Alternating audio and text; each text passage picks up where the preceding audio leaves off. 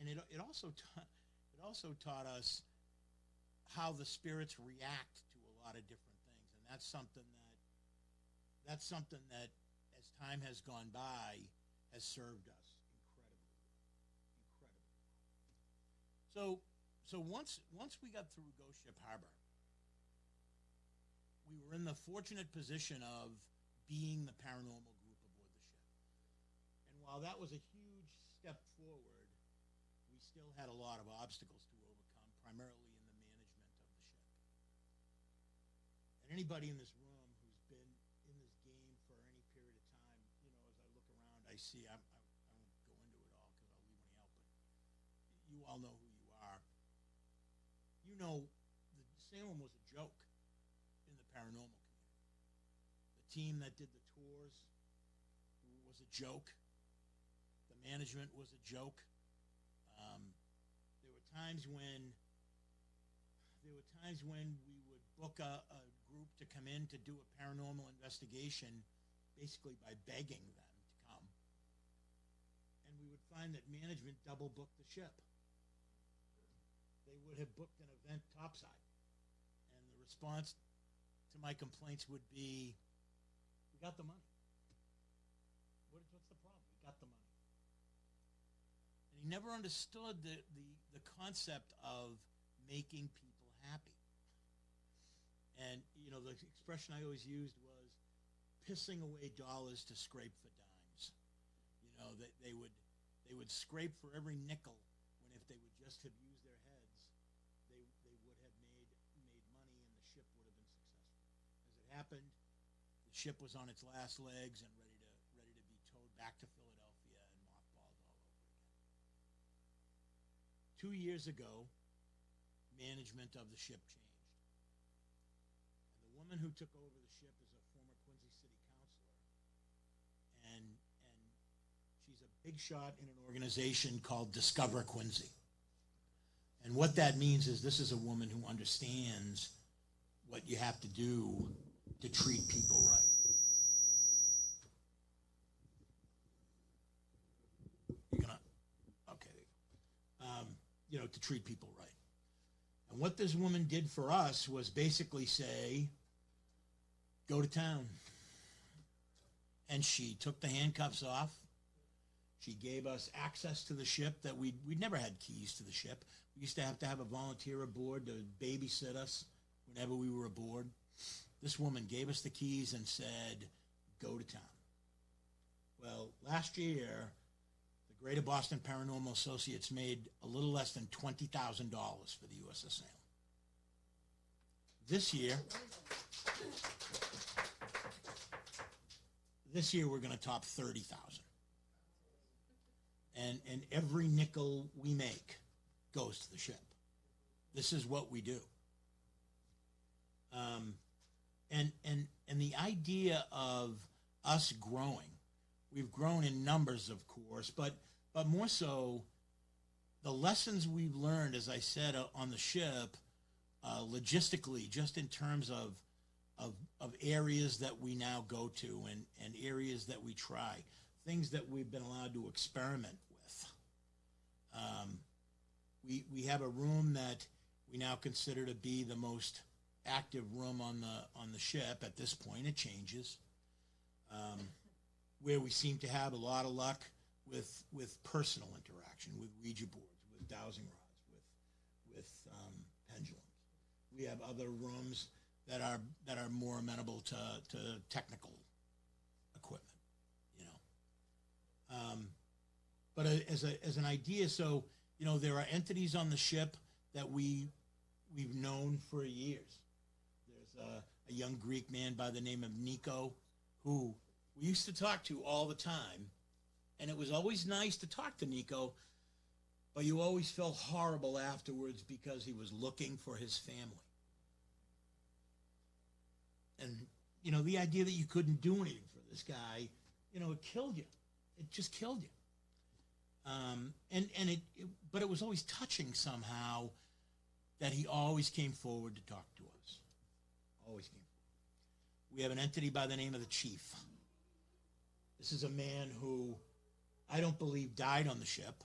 I believe this is a man who was stationed on the ship. We think he was a chief, senior chief, master chief cook aboard Salem. He is the cantankerous dude that was back in the third mess.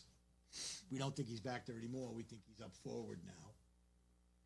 He gets very angry about the idea of people wearing costumes and Halloween stuff on the ship because he considers himself the guardian of the ship. He sees it as disrespect, and he doesn't want any part of that. This is the guy who, if any of you saw Kindred Spirits, I got to tell you, the clearest EVP I've ever heard in my life, and that's the truth, was when I very bluntly told him to cut the shit and give these people his name. The chief said, "Fuck you, Don." I'm gonna let me try to watch that episode. Exactly. It was clear. I mean, it was clear enough that they used it, and they bleeped it, but they used it. Because I'll never forget Amy Bruni walking up to me and saying, "Oh yeah, you and the chief. I'm so glad I'm so glad we gave that a try." And I kind of wrote it off as two miserable old sailors talking to each other, because that's just the way it works. So as I said, things evolve. Nico has found his family, but sometimes they don't necessarily change for the best. Sometimes they throw us into a little bit of turmoil. We now have an entity aboard the ship that we call the new guy. And if you were to ask 1, 2, 3, 4 members of the GBPA right here, 5, 6, I think you would probably get 6 different answers if you were to ask, what the hell is this thing? And I think I have Michelle up here. Michelle is probably the best one to talk about this guy. I think she has more insight into this dude than any of us. So rather than try to stumble my way through it myself, I thought it would be best to have her come up and explain what we're talking about. Very cool. So thanks everyone for joining us tonight. So I'm going to talk about the new guy, but I am also one of the newer kids on the block in terms of the GBPA. I not only stepped foot on the Salem for the first time just over 2 years ago, but only learned that the Salem existed on that day. Just on the regular tour, and had an experience that was so amazing that we kept coming back. And then I started inviting myself, and then so now I'm giving tours on the ship. We just talked about that at dinner. None of us are really clear how the hell Michelle even all of a sudden was a member. And she brought Lou with her, which makes the problem twice as bad. It just kind of happened. Yeah. So now we're given the regular tours, and just about the time that we started coming on the ship. We would interact with spirits, and Don mentioned Nico, who would describe their situation as not being able to speak about a certain entity on the ship. It was almost as if the spirits were afraid of this entity, and I called him kind of a bully. So we started to get a little bit more curious about some of the areas of the ship. And one of those places, and if you've been on the ship, right outside the ward room where we all meet, is the dentist's office. And so members of the team, for a little while, we were being naughty and climbing over and under the plexiglass that blocks off the dentist's office to try and interact with this energy that was in there. And we're much less naughty now. We just take the door right That's off. right. So, myself being a sensitive, the only way I can describe this energy is like running into a brick wall. So like the torso area, whenever I encounter this entity, it's just like, boom. So, after a few weeks of crawling over and under the door, we decided to take the plexiglass off, and the activity in the dentist office kind of stopped a little bit. And so, our best guess was that this thing was tired of getting harassed and went somewhere else. So one evening, when I come on the ship, I always do a round to see if I can pick up energy that is around the ship, just so that I know where to take people. And I came, so the third mess area in the back where the chief hangs out, there was a corridor behind there. Walked in there, brick wall. So, it was a little bit distressing to me that the longtime residents aboard the ship were having issues with another spirit, and so I want to say that I kind of got a little bit confrontational with this spirit. And so he kind of started fighting back. And so by this time, I'd only been on the ship maybe 5 or 6 times. And so I described the corridor. There's a row of seats in the third mess that are perpendicular. And I was sitting in one of the seats facing forward. And it was the only time on the ship that I ever felt uncomfortable. And I felt like this entity was doing its best to make me feel that way.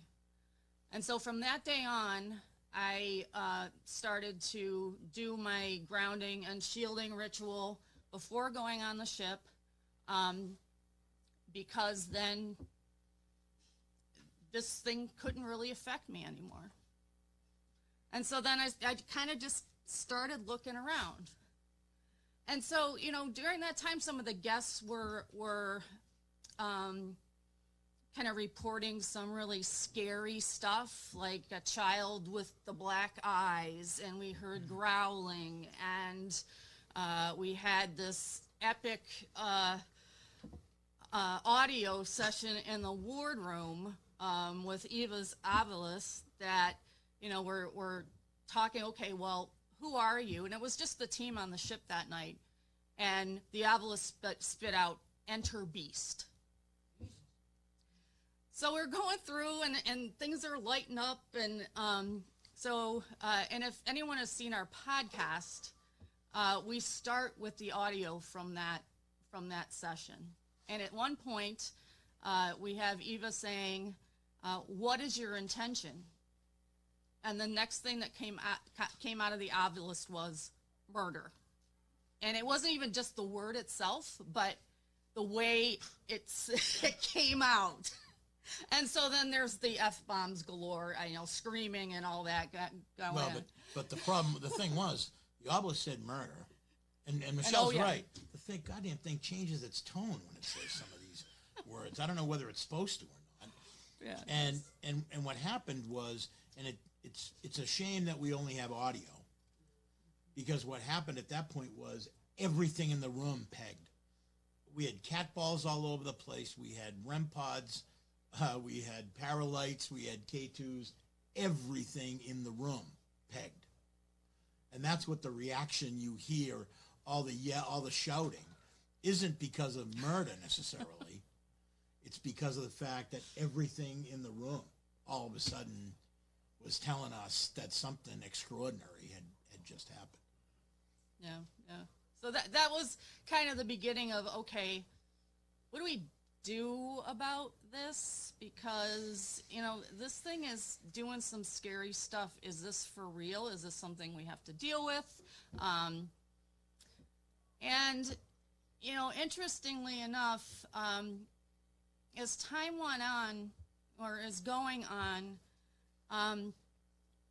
we're kind of having a little less of that kind of malevolent activity. And to be quite honest, I think this entity has figured out that we're not really impressed by it. And so if we aren't going to be afraid of it, let's work together. So now, over the course, I want to say this season, since the beginning of, spring, when we had our first investigation on the ship, now we kind of have a trickster on our hands.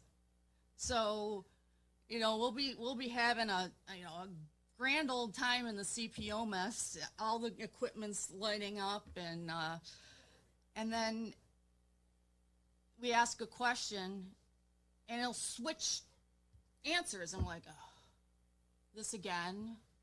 So, but the really great thing about it is that now we're not hearing so much, and I don't know if the rest of the group agrees, but we're not hearing so much about an oppression of the spirits that are around, and that makes us a little more comfortable, because we were really concerned about this. I mean, is this going to become something dangerous?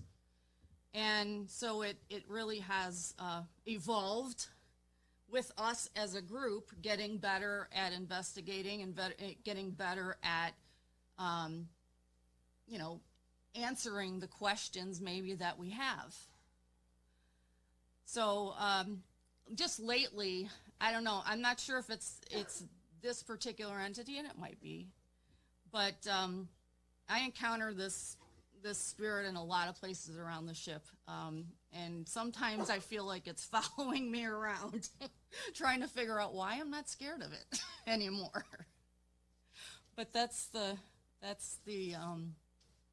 kind of, and we don't know where this spirit came from. We don't know if it just wandered aboard. We don't know if it was ever human. We don't know if it was part of the Ghost Ship Harbor thing, some seance or whatever gone bad. Somebody may have brought it aboard. Yeah, definitely there. And, it's been kind of a cool journey to try and figure out who or what this entity is. It's kind of funny because there are still nights when in the woodroom or in the CPO mess, and I guess it's worth noting, I have an Obelisk 5. Eva has an Obelisk 4. And for whatever reason, the Obelisk 4 is far more effective on the ship than the newer version. Far more effective. Who the hell knows why. But there are still nights when it will alternate biblical phrases. Like it will talk about, it will say evil, and then it will say holy. And it's as though he still occasionally wants to bounce us around a little bit. He will occasionally, we were in the hospital not long ago when I came in a little bit late, and there's a spot I like in the hospital in the back corner, which has nothing to do with the fact that it's where the only chair is. And Lou was asking these questions, and there were a bunch of instruments on one of the racks, on one of the hospital beds. And they were going off in unison. And I mean, we've all seen, everybody in this room has seen, K2s or Paralights, things like that going off in unison. It happens. But I've never seen anything like this. I mean, it was perfect. From the lights and audio of these things was absolutely perfect. To the point where Sandra Morgan, who was here earlier, sat on a rack across, just casually threw a K2 over to this bed, and it immediately joined in. And Lou was asking these questions. And I was listening, and Lou said, so just to make sure we're all clear, you were killed in the accident on the John R. Pierce. And all the instruments said yes. And he said, you were killed in the gun mount explosion, and it said yes. And he said, so you were killed in turret 3, and it said yes. Turret 3 wasn't on the John R. Pierce. Turret 3 is on the Salem. A man was killed in turret 3, but it was not an explosion. He was crushed by movement of the gun. And this is what happens. All of a sudden, it gets one detail wrong. and you realize that you have no idea who the hell you're talking to. And in this particular case, we have a great video because while none of us are what you would call orb people, in this particular video, Lou asked the question, it says yes. I say, you're a goddamn liar is what you are. And a ball of light shoots up off this rack and kind of goes around the posts the way you would have to if you were walking out of the room, and goes right down this way, up the corridor, and out the door. And that was it. We never had any activity in that room the rest of the night. And it was almost as though this thing said, yeah, you got me, screw this. So this is the kind of stuff we're still dealing with. And it makes it difficult. It makes the stuff we enjoy doing a little bit more difficult. It is entertaining for the guests, though, Yeah, because yeah, we the have a lot of activity almost every weekend. Yeah, the guests love it, and they're not as frustrated as we are because they don't know the backstory, so to speak.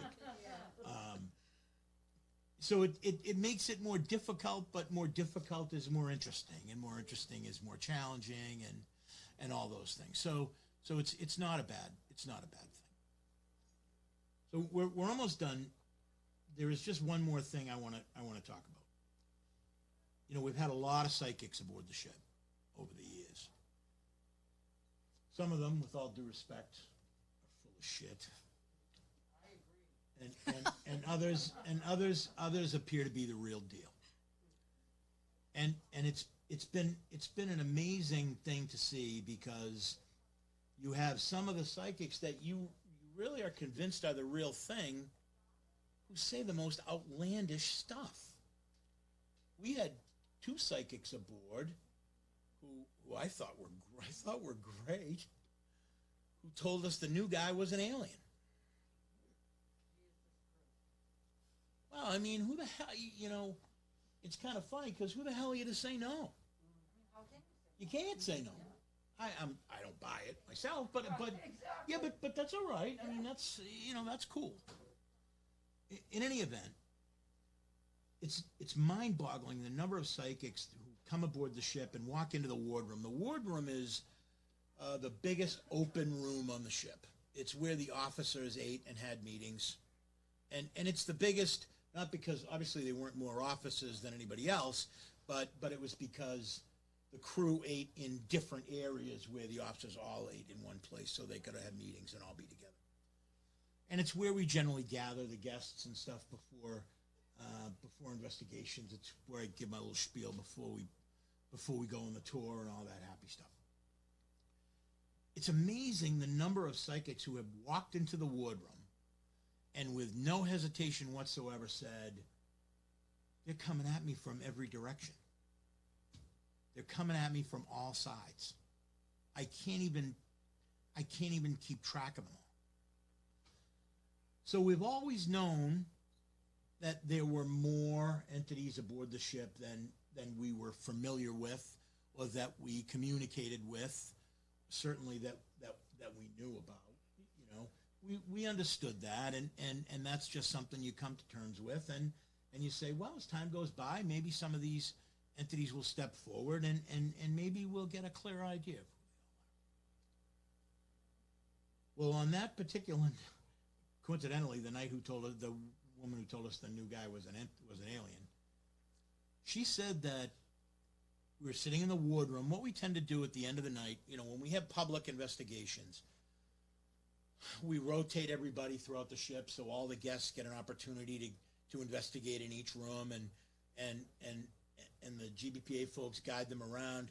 The guests get to use the equipment and do their own thing. And I'm going to tell you right now, anybody who's never been there, nobody leaves the ship unhappy. You know, it's something we pride ourselves in. Oh, except for the couple that run. we had a little bit of a string going last season, where I think we had 4 investigations that we had to stop in the middle so somebody could leave. Yeah. Well, you know what? In fairness, there's a big difference between a young woman coming aboard saying, "Oh, I absolutely believe," and having her ponytail pulled by somebody who's not really there. So that happens, and that's cool. But where I was going was, at the end of the night, we like to try to gather in the wardroom, because even though it's where we gather at the beginning of the night, it's a very, very active space. So we bring the whole group back together into the wardroom, and we go dark, and we investigate a little bit all together in the wardroom. Well, on this particular night, this woman told us that there were a very, very large number of spirits who were ready to cross over, and that she could do that. And the process, in terms of the mechanics, I guess, for lack of a better term, was really interesting in that she, and somebody correct me if I go astray here, she constructed a white room, tent, white box in the middle of the room, and she invited these spirits to go to the white box, to go into the white box, go in. And she told us at length that they were going. She said she could see them. She was watching them. One of the investigators, she said, there's one standing by the door who seems reluctant. And one of the Amanda Cook went over there and put a K2 there on the corner of the table, and the thing just went friggin' crazy. So anyway, when all was said and done, this woman was just completely spent, and she informed us that she had crossed over a large number of women. We didn't know who she was talking about. But what struck me was this. Potentially, that could have killed us. I mean, we depend on... Yikes. Who are you going to call?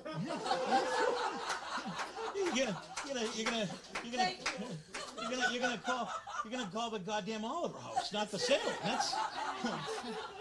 That's the problem. So the thrust is, holy moly, this is bad for business. Activity on the ship declines, and the next thing you know, word gets around, and before you know it, nobody wants to come, and then, shit, I'm back in that other group again, and the Salem's on the way back to the Mothball Navy in Philadelphia, and I got to find something else to do to get away from my wife on the weekends. It's a goddamn horror story, okay?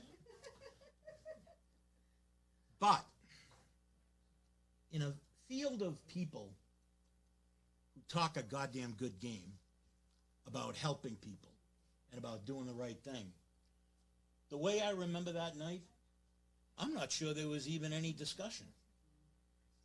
It seemed like the right thing to do. And I don't think we even discussed it. It was organic. It seemed as though that's what they wanted. It seemed as though that was the way to help them.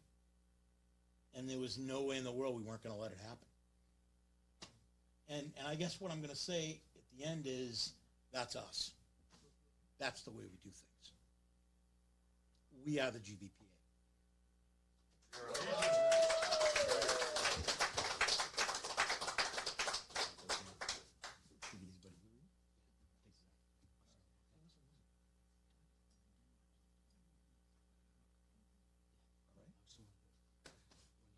Yeah, we'll do it. This week.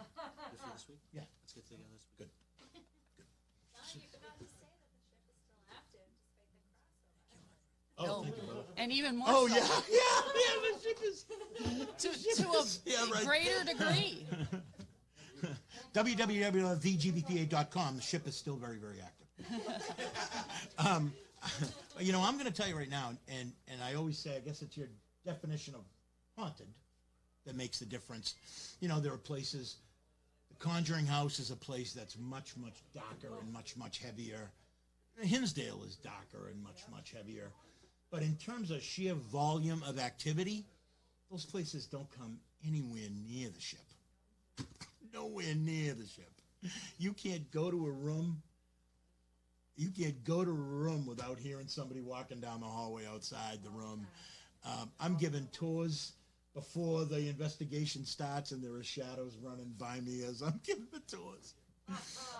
Anything Bathroom can happen. doors less. for Anything 2 can happen weeks. anyway. Love it. Nice job, Tom.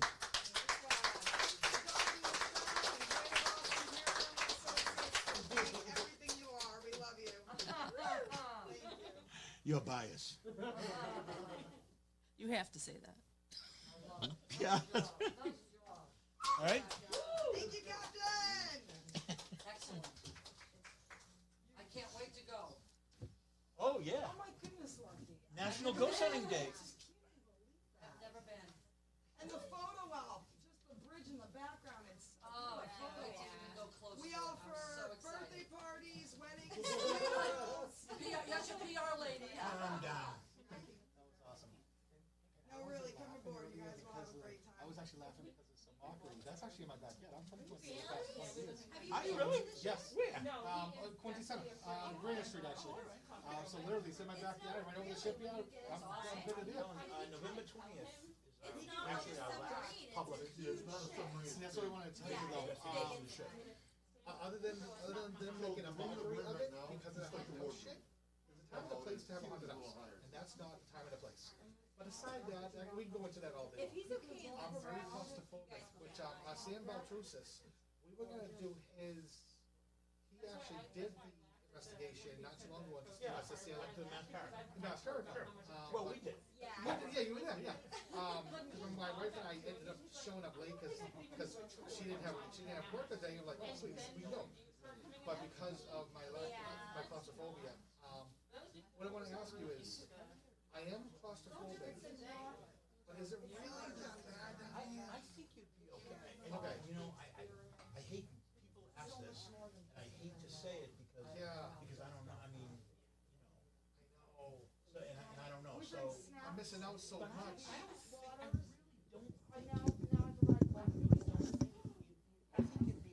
If you're okay in If I can this muster room, up the courage he's to gonna do be it. fine on the ship. If you're okay in this room, Yeah.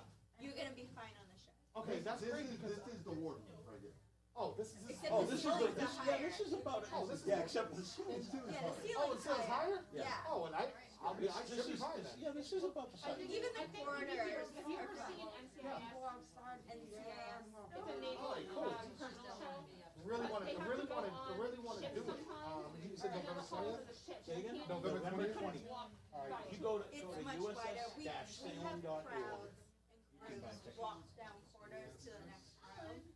and I tell you what, I'll tell you this right now. You come to the ship, and you find that it's a little much claustrophobia-wise, you let me know, and I'll refund you. Oh, thank you. That's very nice of you. What- I know he's not about the money, yeah. It's all about everything. It is in my backyard, and I have appreciation for it. I read up on it, not as much as you stated, but I read up on it to a certain point. But I want to know more about what's going on in my backyard. I want to, that's why I'm into this. That's the place, brother. That's it. That's the place, so I'm telling you right now. Okay. You come, and if it turns out to be a problem, Yeah. just give me the goddamn word, I'll refund you. Johnny will take. You're awesome, man. Listen, this man Oh, you got it. stand by his word to the depth, to the depth. Because Lucky's like, you don't know this guy. I'm like, oh, I feel so bad. I don't know this guy. I'm Like like, Jesus, well. no, but keep in mind, long story short, my wife and I, actually, we've been lucky for at least past 5-6 years now. We've always been curious. We've got experiences. We love history. We love history behind things. So then we only come to a handful of these because of lack of getting certain days off of the job. So we try to come to what we can come to. But hey, we got to see today. That's all that matters. And I'm So, yeah. telling you right now, you gotta come. Yes. Looking at Facebook, trying to find everything. I saw Lucky's post. A few tickets opened Yeah, up. oh yeah. I can't wait. History. A lot of history. Like you said things that I didn't realize that I didn't read about. Earlier. So we're suddenly available. And I'm like, oh, we don't want to do it. Yeah, because we would have only been able to come into 1 o'clock if we're doing something. we just had a leak. So we would have seen the vent and maybe the first That's awesome. So we're like, it's not worth it in the weekend after Halloween. That's awesome. Hello, is this on? Ooh. Hey guys, ooh. Can everybody take their seats, please?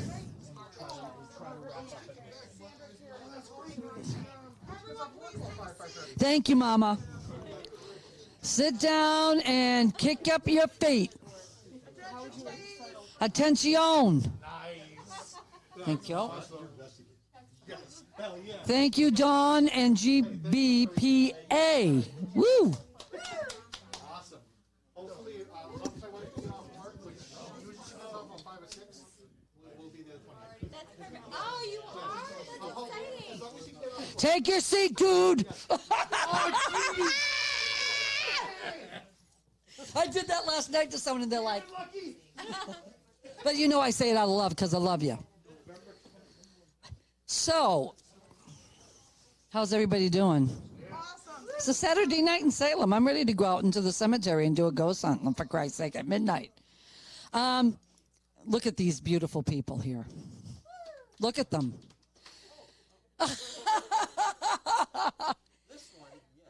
Oh, no. What a wonderful, beautiful couple they make. They're an asset such as Dawn and all other speakers in the field. They're truly humble. They're amazing. They have podcasts. They've been on TV shows. And they have a lot of wonderful stories to tell. So, Carly and Jack.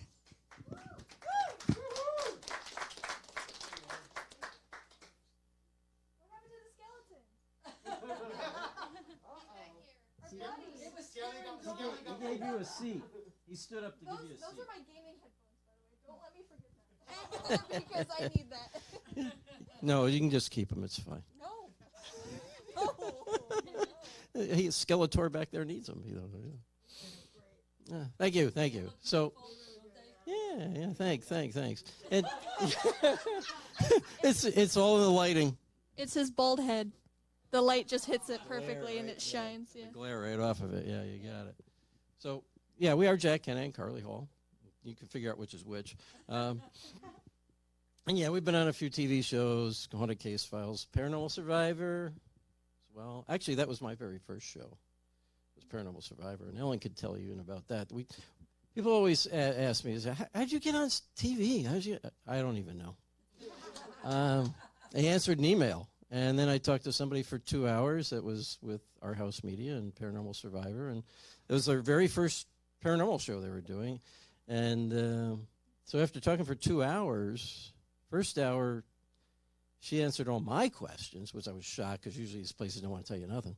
And then she asked me a bunch of questions. And I said, okay, let's see if we have, they wanted a client that had gone through something. I said, well, I don't know. We got to ask around. So we ended up having a young couple we had just helped out a year before, and they wanted to tell their story. So that's how we ended up on Paranormal Survivor. And then after that, we just kept getting called back. You know, people just keep calling back.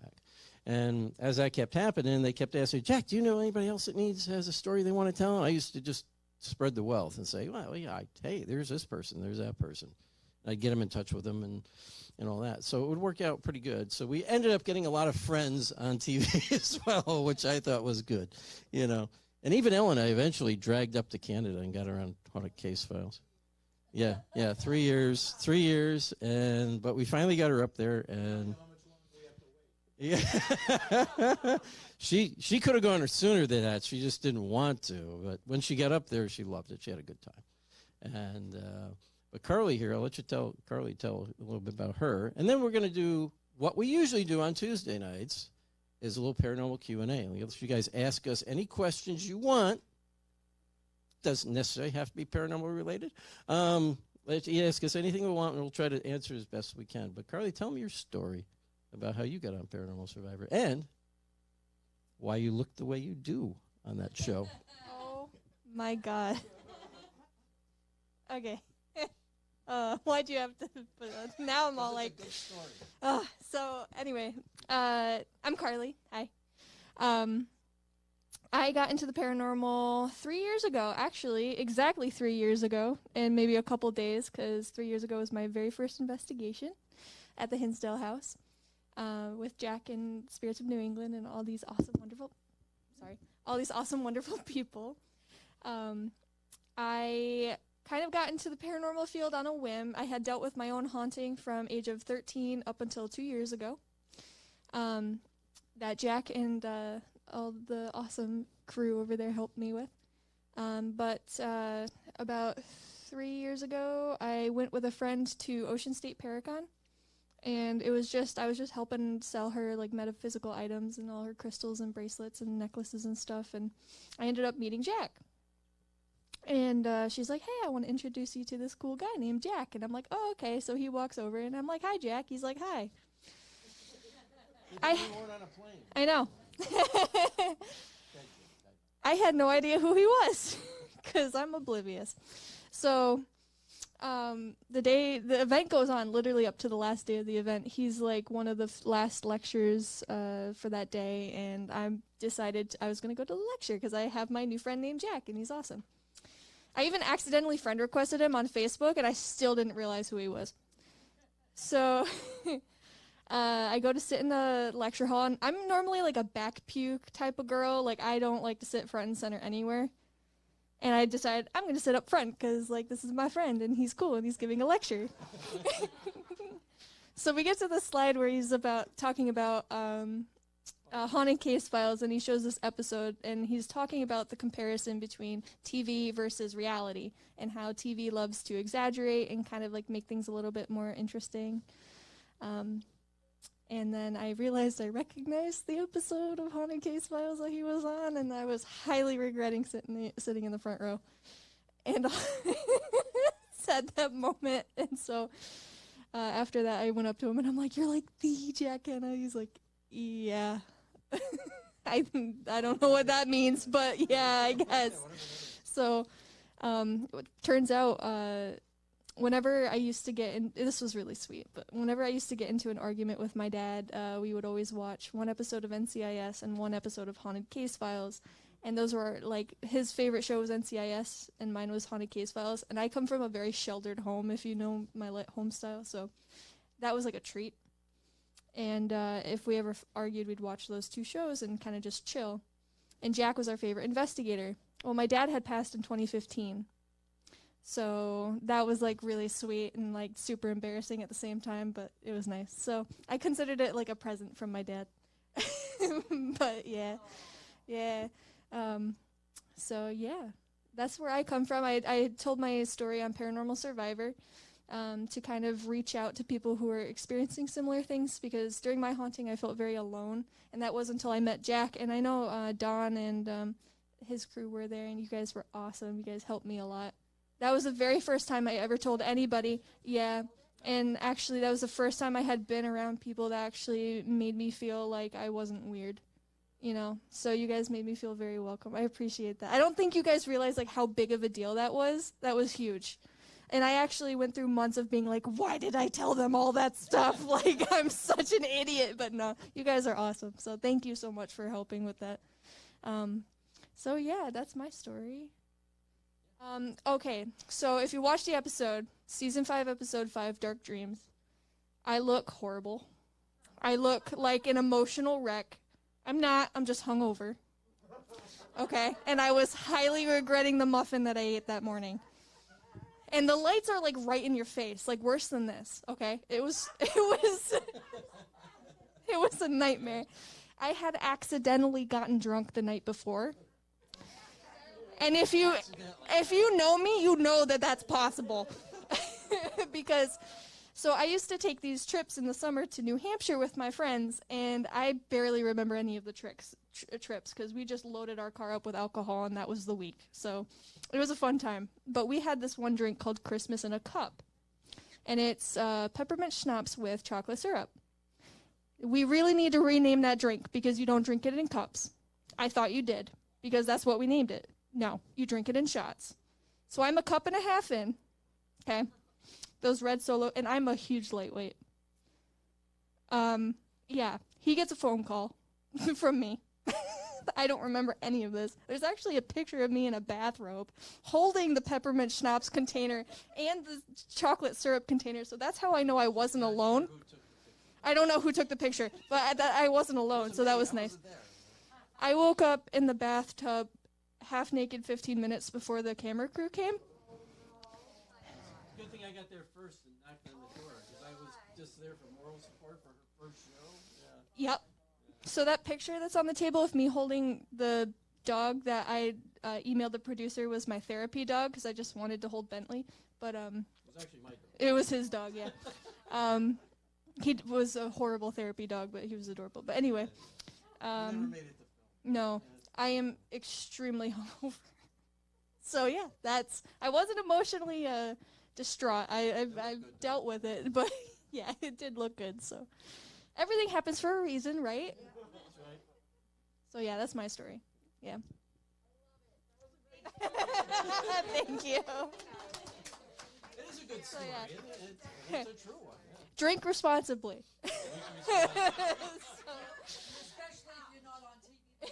Yes. I was like, just my luck. I'm extremely hungover for my first TV episode. But So, she did really well, and they yeah. were very pleased. They didn't know she had been hungover anyway, so. I don't think you ever told them, did you? No, but I'm sure that's what we tell ourselves, yes. They didn't say nothing, so, you know. Yep. That's all that matters. Mm-hmm. Guess I shouldn't have bought you that muffin. Oh, God. We took a walk towards Stuart's, and he's like, are you okay? And I'm like, no. No, walking it off is not going to help. But, yeah, it was good, yeah. Okay, now they got it back. She can keep talking, though. I don't want to ever give it up. But I'll just add one thing about the first time when I was giving my lecture and stuff, and I'm up on the stage, and I see her down there. We're talking, and Ellen was up on stage with me, and you know, so give it a so and as I'm going through that whole thing, when I did bring up the part about the show, all of a sudden I see her start going and shrinking into the chair. That was my perspective from what she was, you know, like turning red. I'm like, what's wrong with her? I don't know. And that's what I found out. She didn't know. Okay, all right. She didn't know it was Jack Hanna from TV. Which my response always to that is, yeah, so, you know, whatever, Jack Hanna. So, anyways, as I said, we do a show every Tuesday. Well, almost every Tuesday. It depends on the week. That we take just questions from people who come online to watch us and stuff. So we kind of want to do that with you. I mean, we talk about a lot of different things. We cover all different topics, everything from Bigfoot to UFOs to ghost hunting and how we do that. And we talk about our classes that we give. We give a paranormal class, 101 class, at a couple of our local colleges. We talk about that type of stuff. So is there anything, you guys got any questions you want to ask us? We can keep telling stories, but I mean, you know. Yeah. All right. But if somebody does have a question, you know. Yeah. And it doesn't have to be paranormal related. You can ask about us if you want. I mean, you know. This is not going to be paranormal. That's fine. It's totally paranormal related, but it's not paranormal related. So, All right.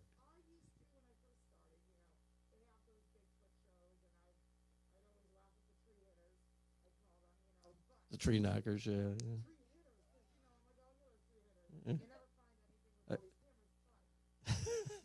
It's true. have you ever, how do you feel about, because Dawn and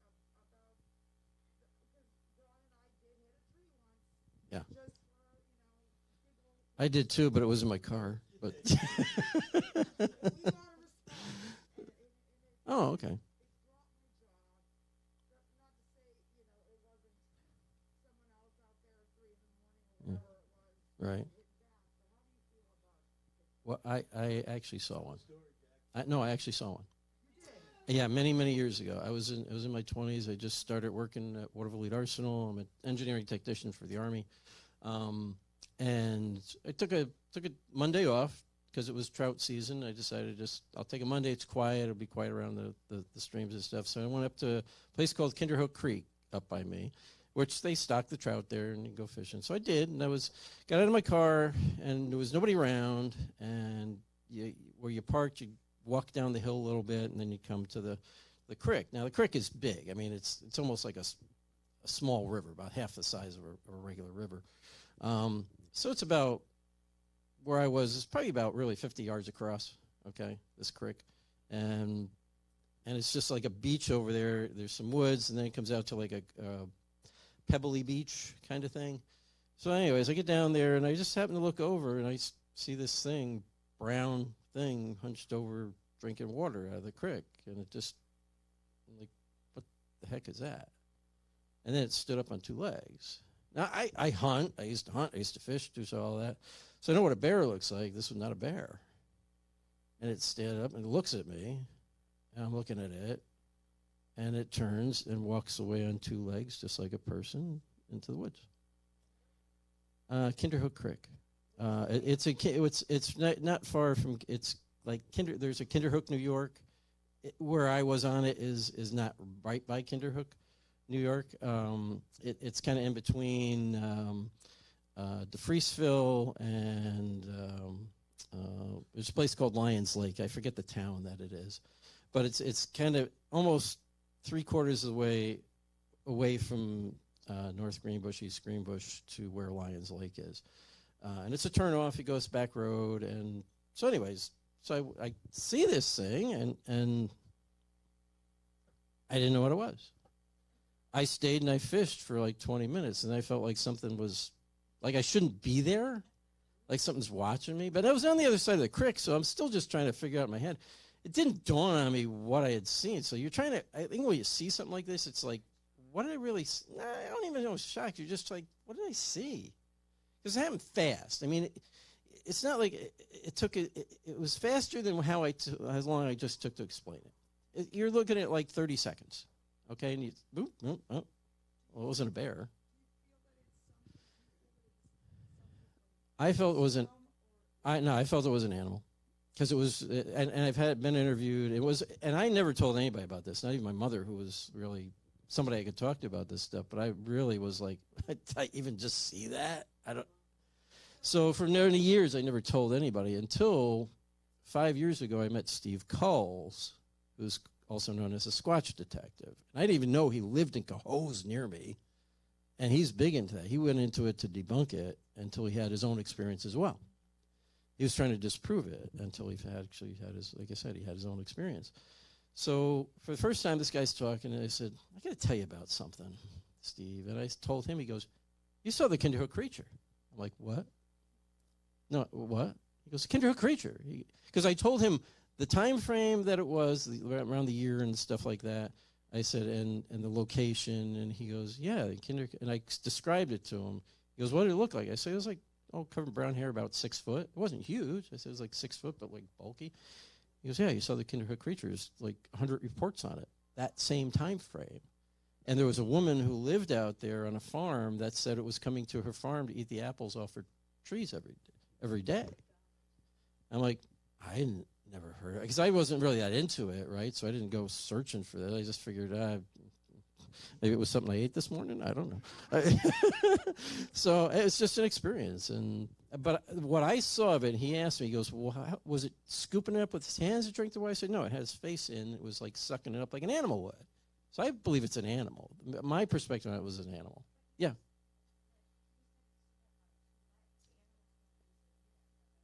Right.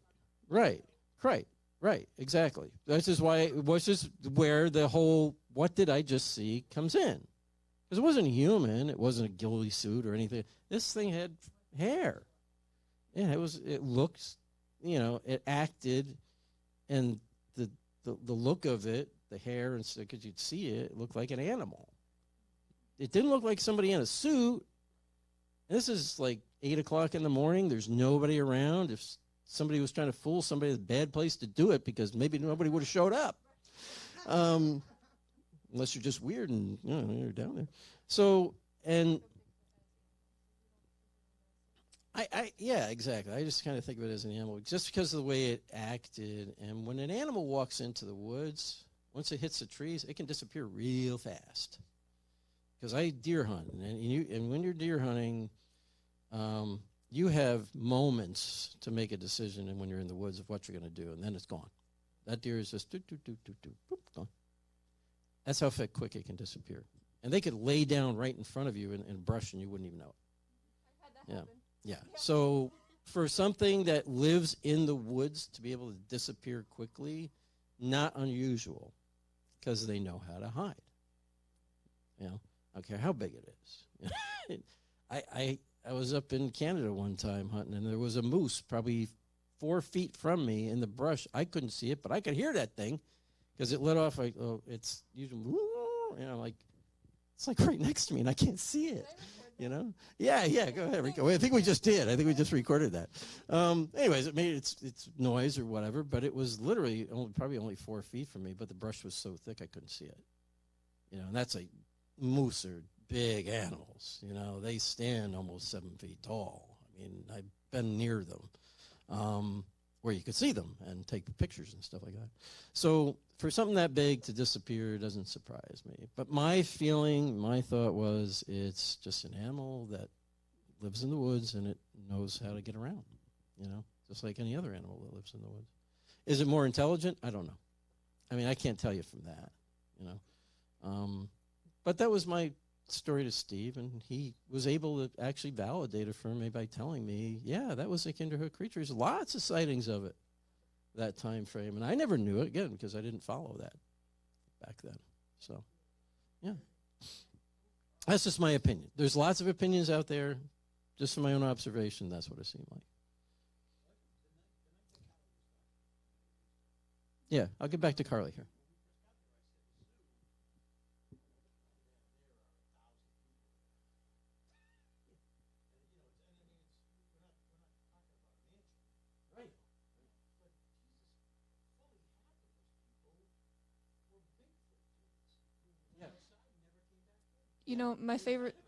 My favorite part about that whole night was, so we were in the kitchen kind of like regrouping. It was like probably 1 a.m, I think, and we were kind of just like figuring out what to do next at that point.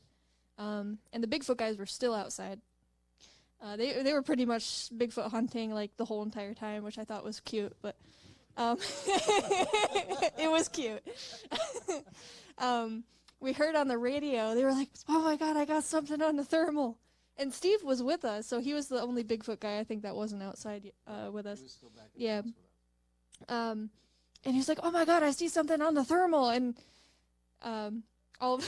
someone went, "Oh, no, never mind. It's a transformer." And Steve, without a hesitation, he just picks up his walkie. He goes, "Autobot or Decepticon?" I'm like, that... These are my people. These are my people. I love them. So, yeah, it was so funny. So, yeah. Steve is also he's also an ordained minister, and he's also our exorcist. Of all the other things, he's also a licensed New York State PI. Yes, he is. He's like he's all over the spectrum, but so he's helped us out. I think some of you know because we talk about it on our show here and there. We actually had a true possession case that Steve helped us with. Steve performed the exorcism. We were just there assisting along with several other people. We had like 7 of us all together. So that was interesting, and Steve always helps me do the responses while he's doing the reading. So it's an interesting thing to watch when you see that happen. And trust me, I'm not one to totally ever expect to have seen an actual possession case, but there's reasons why this ended up being that. And it took a year just to figure it out. People always say, they were talking about demonics and stuff earlier with James and Carl. And those guys know their stuff too, but demonic cases aren't what you think they are. They're not. You would go into that. You go into these homes, you think there's nothing going on, nothing at all, no activity, no nothing. It's all in what you really got to discern it from what the family's telling you to what you get from them, going back and visiting and listening to them. Oh, this happened this time, and then you start doing little things to try to figure out what it is based on what their religion is. And I'm Roman Catholic, and they happen to be Roman Catholic themselves. So, you walk in, one little trick is put holy oil or holy water on your hands, shake their hand, see what kind of reaction you get. You know, sometimes you put holy water or holy oil on your hands, and you go to shake their hand, and you look for a reaction when they do. This one wouldn't even shake my hand. Sure, it already knew, and this was a 16-year-old daughter that ended up with the possession, and then the mother ended up with it too. But it's a long story. I won't get into the whole thing. But there's little things you do, and it takes a period of time to finally figure it out. So Steve helped us with that. I think the biggest tell for me that finally, the last thing, which is when we called Steve that night to give him an update, was when we did a whole investigation, and I only caught one thing, and it was with the SLS camera. It was a figure moving around a room, and we had no EVPs, no nothing.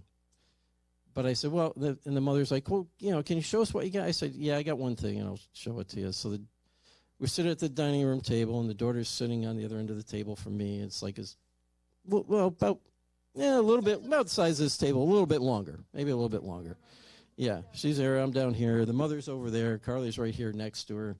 And I start showing that, and all of a sudden the girl's face completely changes as she looks pissed. And I never saw anybody pissed off at me presenting evidence to them.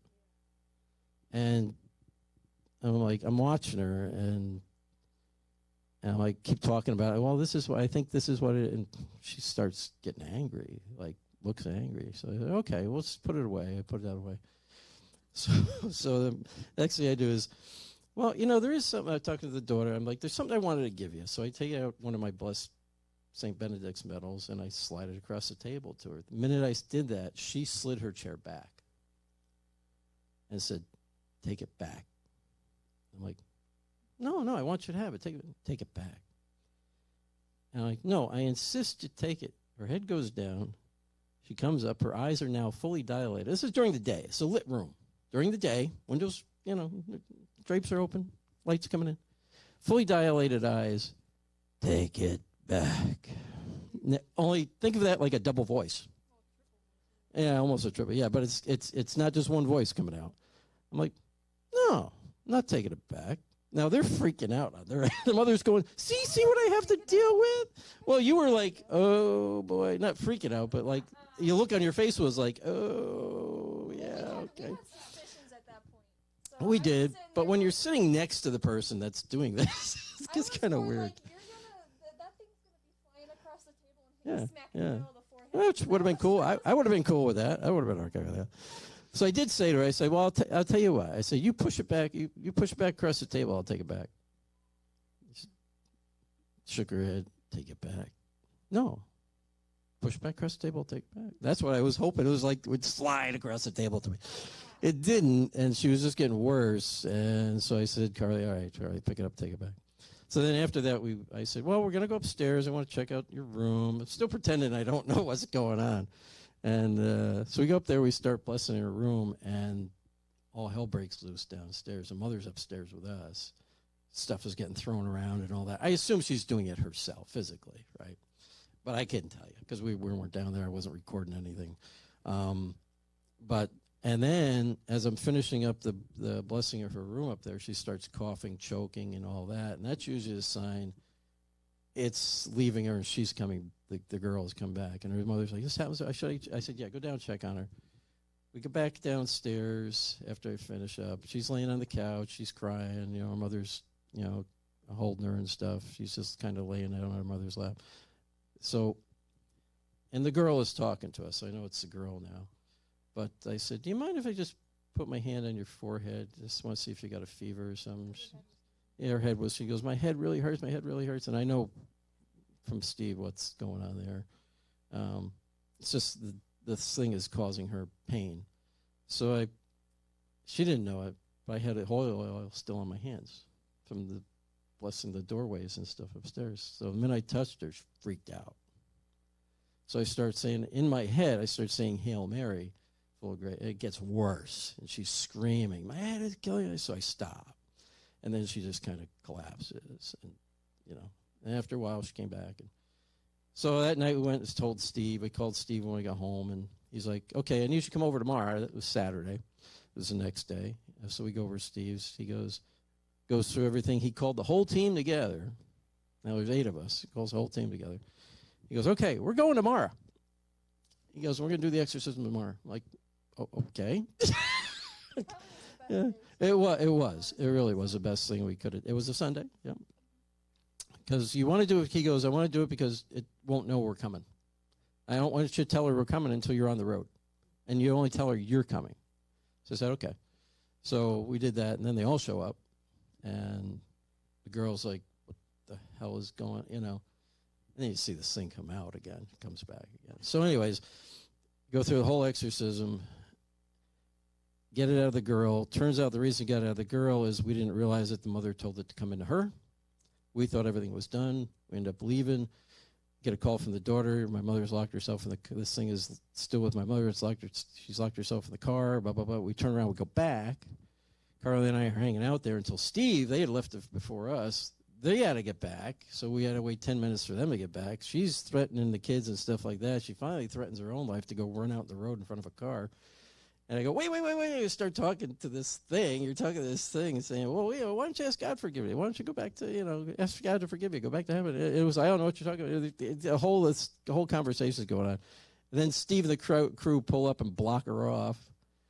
And Steve just gets out of the truck, walks past her. We're paying attention. She's not paying because everybody else is distracted. He blesses the car that she had locked herself in because that was the only thing on the property that wasn't blessed, which is why it went to the car. And it turns around and she starts backing up and turns, and Steve is standing right behind her. And it turns around, he goes, where are you going? He goes, I just blessed the car. You should have seen the look on that woman's face. The thing, I really say, because it was shock. It had nowhere to go. And they finally got it back into the house where it just kind of crumpled down into pretending it's a little girl and all this stuff, which was part of the thing, too. They would see this little girl around the house, and it wasn't a little girl. Matter of fact, I'll let Carly tell you something big, because you had a dream about it. So I'll let her tell you about that part of it, because that was really interesting. She dreamt about this thing, and it had to do with something that was on the property, too. And it had to do with her own case, yeah. So here.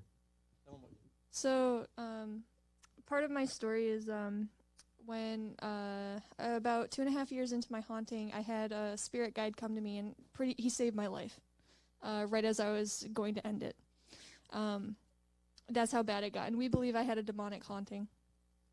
And so my spirit guide ended up leaving about 8 years down when we went to the Oliver house together.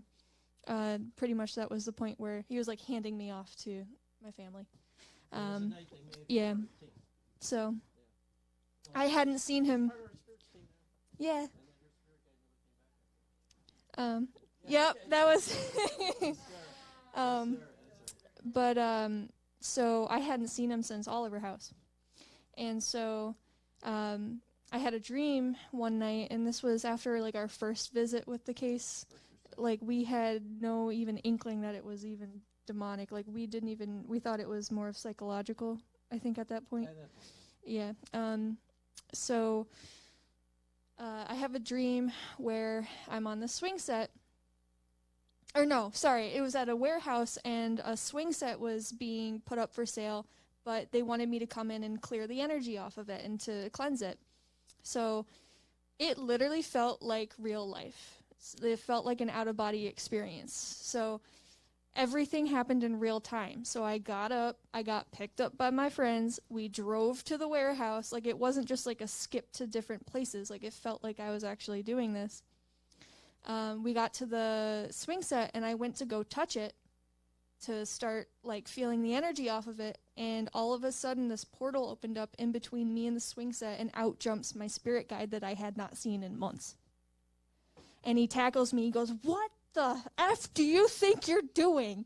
And I was like, what? He goes, that's demonic. And there was this little girl on the swing set swinging, and she was laughing. Like, I almost got you. And I woke up. Well, come to find out, we pull up the first investigation, or the first time we went to the house, it was nighttime. I couldn't see into the backyard. The second time we went there, it was daytime. and there was the swing set that was in the warehouse in their backyard.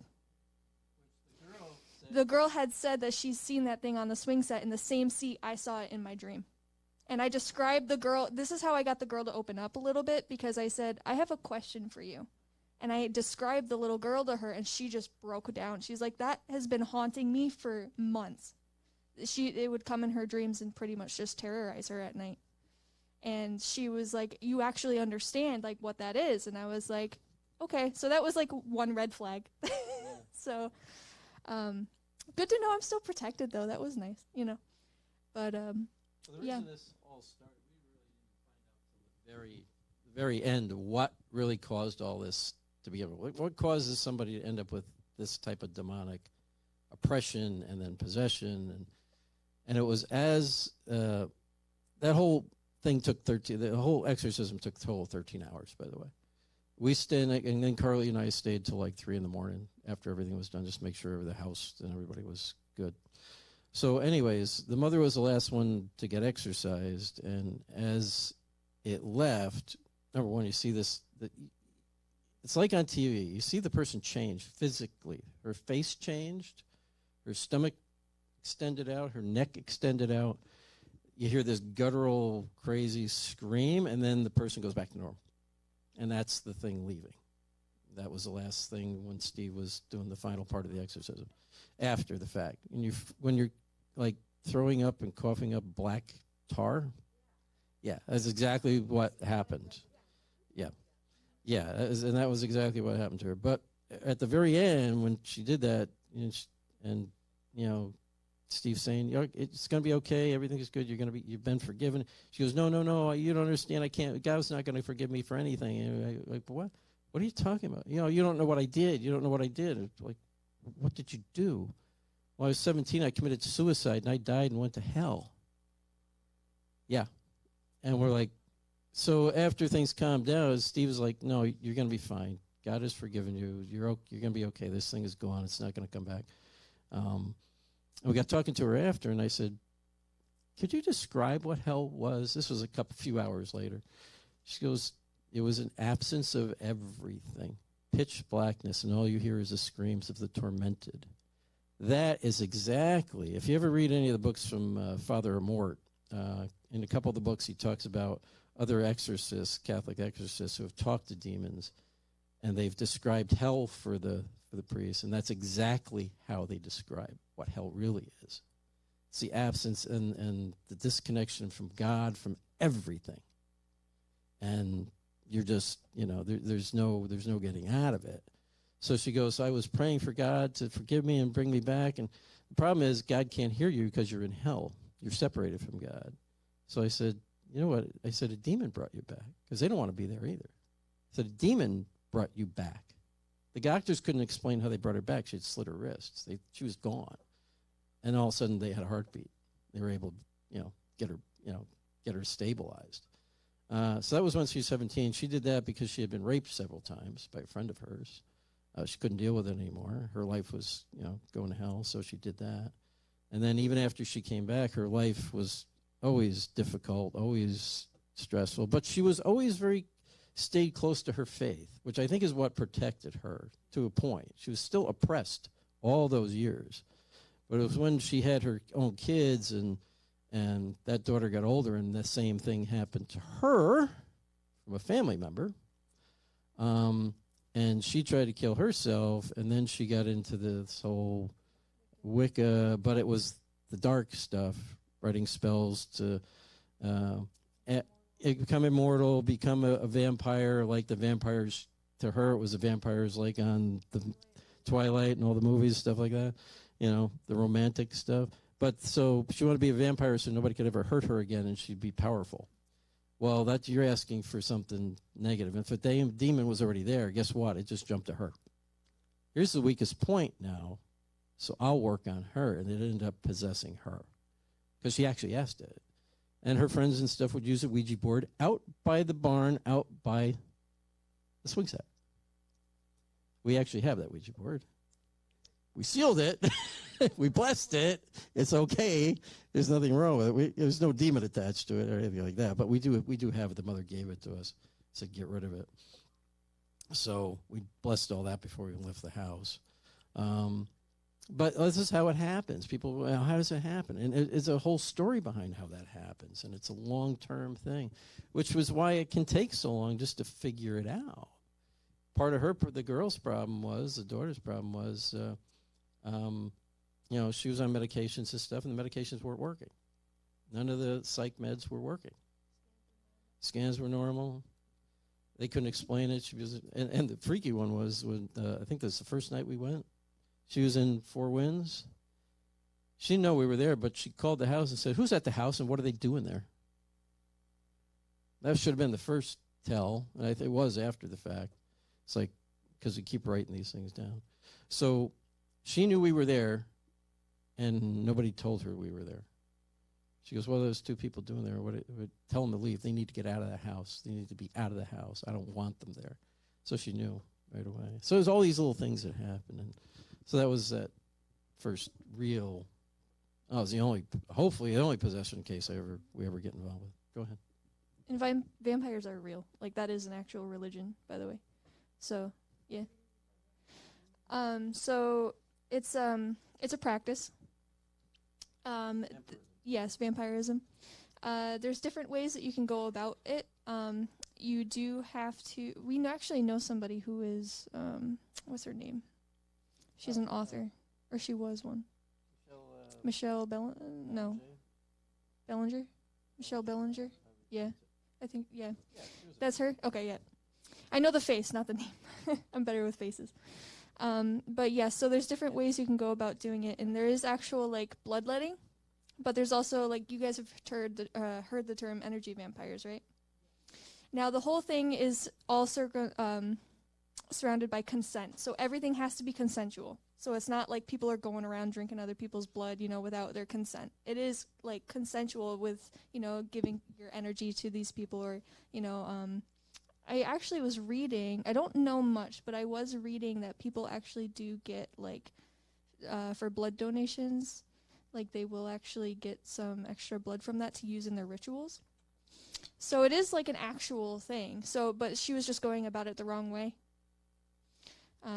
So yeah. Crazy stuff. Yeah. You guys, we've talked a lot. So you guys, any other questions?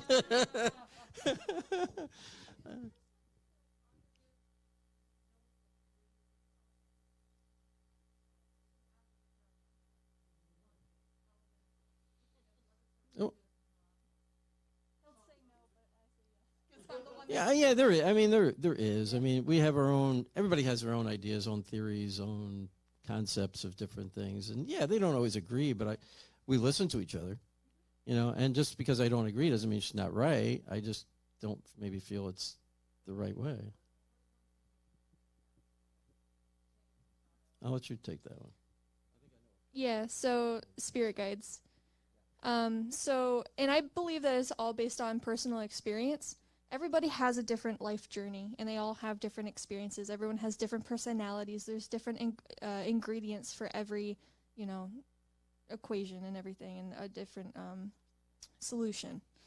But I believe that there's so many different, like, there's not one way. There's so many different, and it all varies person to person.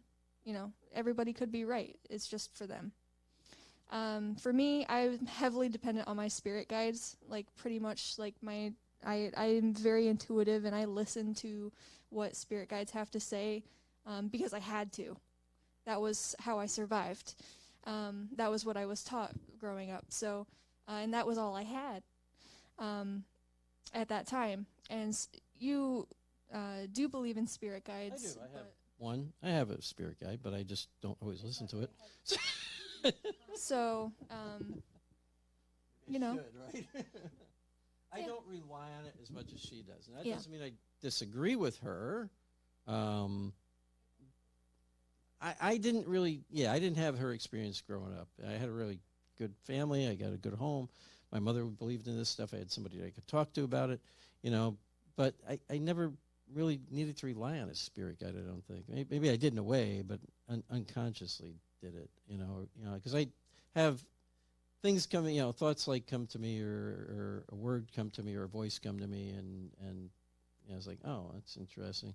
But that was something I grew up with, so it didn't seem out of the norm to me. So sometimes I'd listen to that and say, oh, okay, I better not go to this place today. I'll just stay home, you know.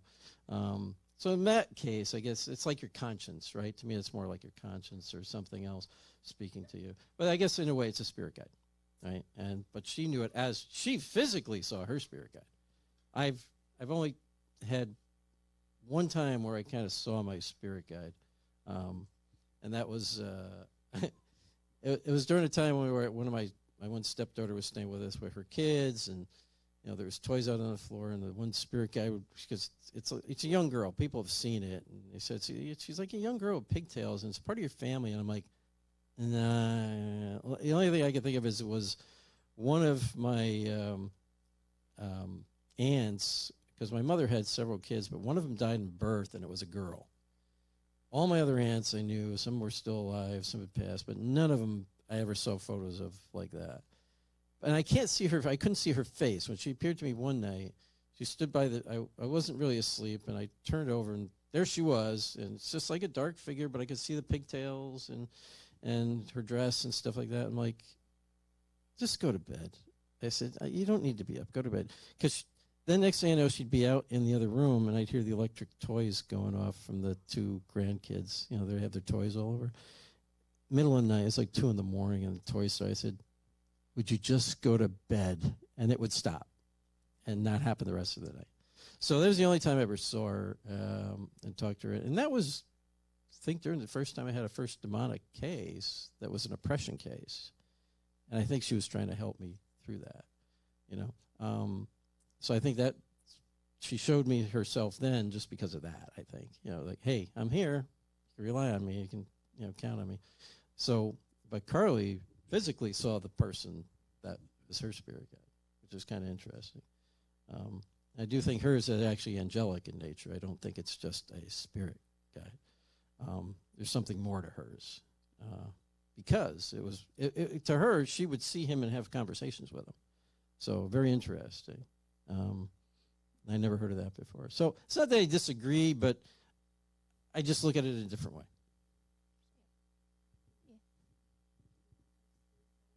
I believe that we do. From what I was taught, we have ones that are temporary, we have ones that are given to us at birth, and we have ones that are permanent. I don't necessarily believe that you will see them all the time. I believe it's more necessary. So when you need it, they'll be there. Everybody's different though. We all have our own beliefs and stuff, you know. So, but I would say that one that I had was temporary since he's not here, and it's all on a need to know basis. You know, if we get into a nasty case, then he'll come and help. But I have one that I know is permanent. I only saw him once in a dream, and he helped me get out of a tough spot that I put myself in mentally, and that was it. But I believe that, yeah, we do all have spirit guides. I would agree with that. Yeah. Whether they show up or not is another thing. Yeah. Sometimes we just don't listen to them either. So, or we don't know how to. I mean, somebody actually taught me meditation techniques. It's a good friend of ours. And until that time, I didn't really have a lot of experiences until I started learning these meditation techniques. And because she knows you, she goes, Jack, you have all these abilities, and you can do this stuff yourself, because they used to help us out with cases. And she's a psychic, 6th-generation psychic medium. Becca Boyd is her name. And I'm like, yeah, no, I don't. Yeah, because I didn't want to accept it. So she taught me how to accept it finally and worked me through it. So, but until that time, I never really connected with it until she convinced me I needed to. And she was right, because I will say this. After I did and after I learned how to connect with all that stuff, before that, my life was always 1 step forward, 2 steps back. Always climbing that mountain and never always sliding back. Once I did connect and started using it for what we do with cases and stuff and trying to help people and stuff like that, everything took off. It was literally just 6 months after she taught me that, and we worked another case that we got first TV show, And I used that opportunity to try to just teach people through the stories. And I found you can work with these production companies, because I always told them, look, I know what you want. I know what is the truth, but somewhere in between we can help each other, you know. Because they'd always say, don't you think that was demonic? I go, you sure? You don't think it was demonic? You're not even going to say it, are you? Because if I do, you will edit it in. They're like, oh, you figured that one out, huh? Yeah, I did. So, you know, but I always said, oh, look, I know what you need. I know what you, because you're trying to make a show, and it's entertainment, and it's, you know, you're trying to make it successful. Let's do this. I don't believe that was demonic, but I do believe it was very negative, a negative type of spirit. We'll talk that way. Okay, that's fine. Funny thing was, one of the best cases they ever had turned out to be nothing demonic at all. It was you remember, Jamaica Plain House. And we ended up actually helping the spirit. It was the spirit of Hannah. And turns out, and it's not just by what we got that night. I started researching some stuff on it. And Hannah was one of the family members. She was, at the time this supposedly happened, she was either 17 or 18. I ended up looking all that up. Time frame was right. She had a child that was taken away. She had been raped by a family member. Blah, blah. This is what she was giving to us the night we investigated. So looking it up and looking through the family's history, I did find 2 family Bibles that were online through the organization. They had all this historical stuff online.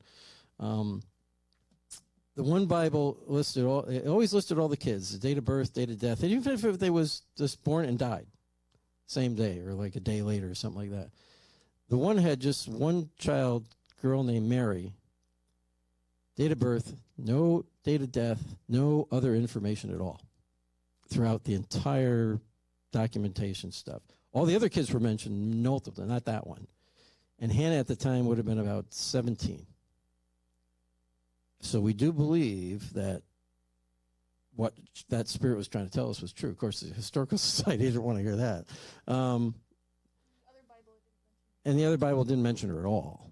You know, and that was the only kid that was only mentioned once, the only baby that was only mentioned once.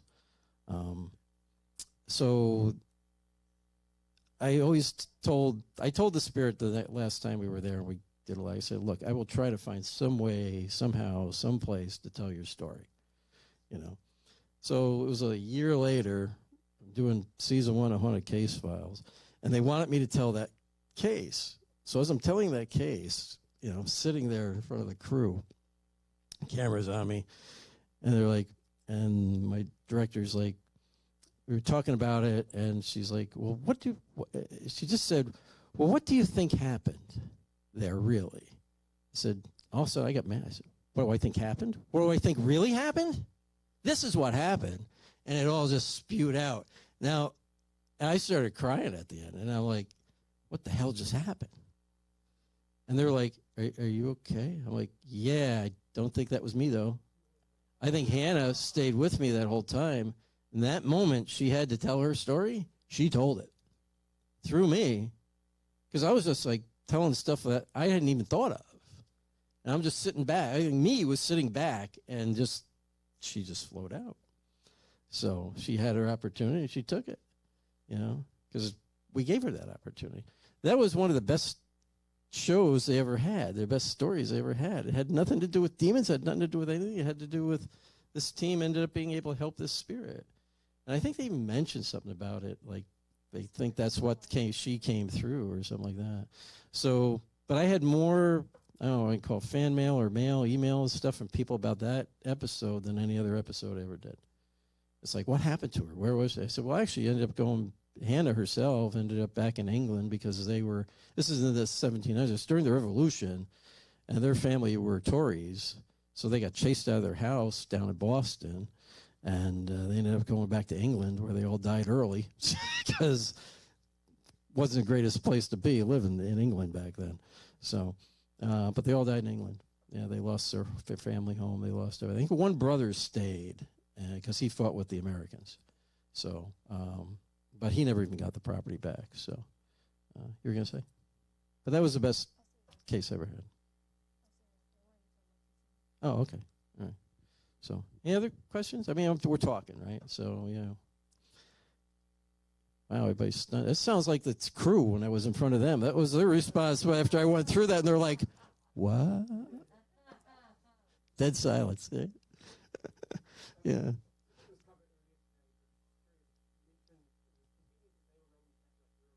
Yes, yeah, they just happen to be.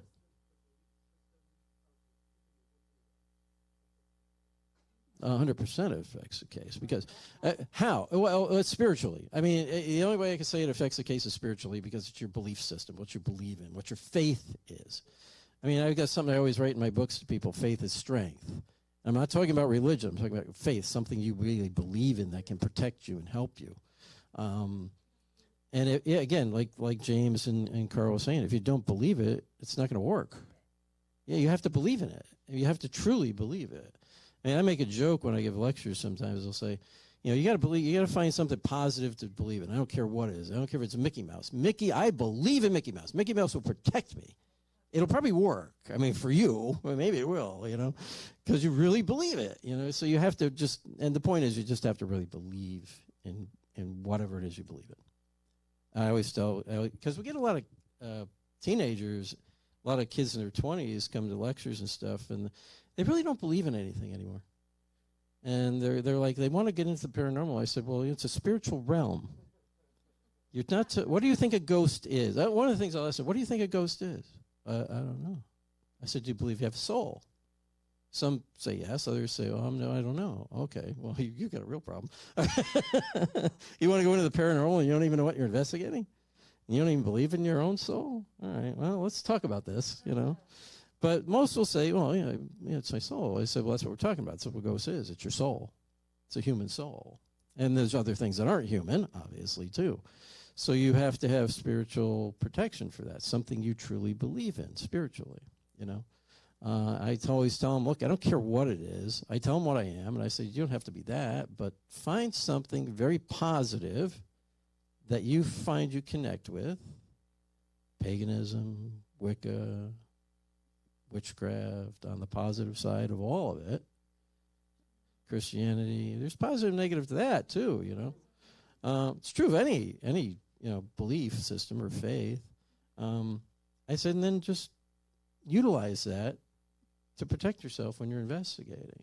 Because if you don't believe in anything, anything can fool you, right? You'll fall for anything.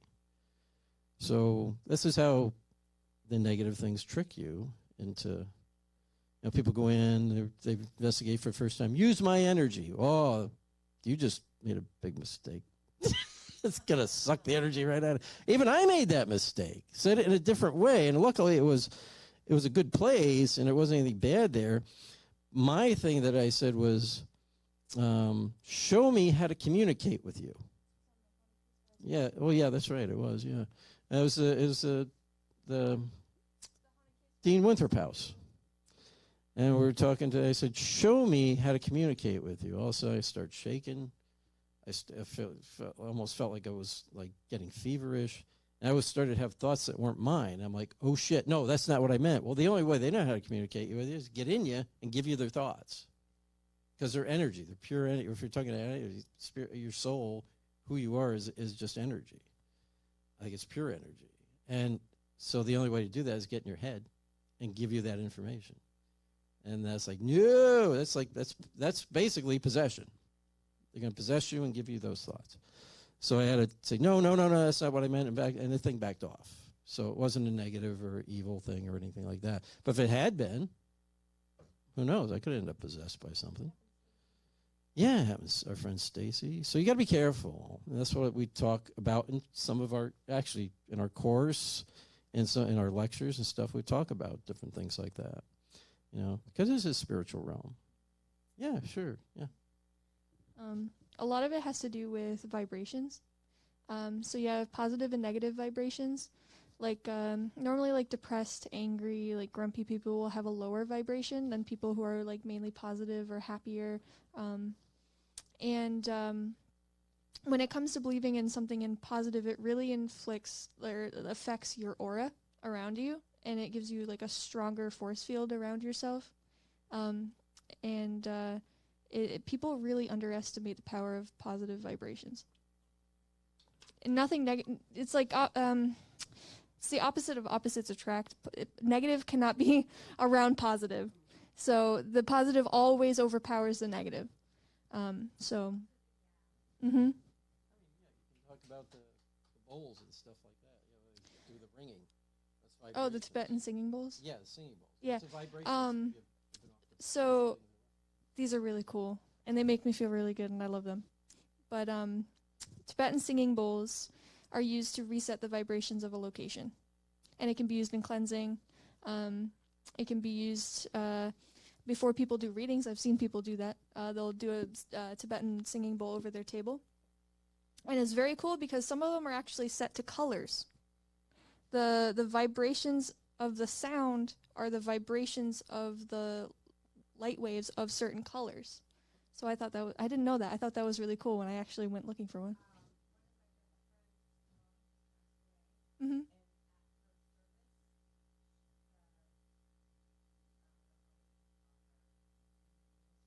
Mhm. Yeah. Mhm. Yeah. Yeah. I totally get it. Yeah. Yeah. Mhm. Yeah. Are we out of time? Okay. We had another question over here. I saw one other hand. I can't always see the hands over there because the lights are like. So yell it out if you got something.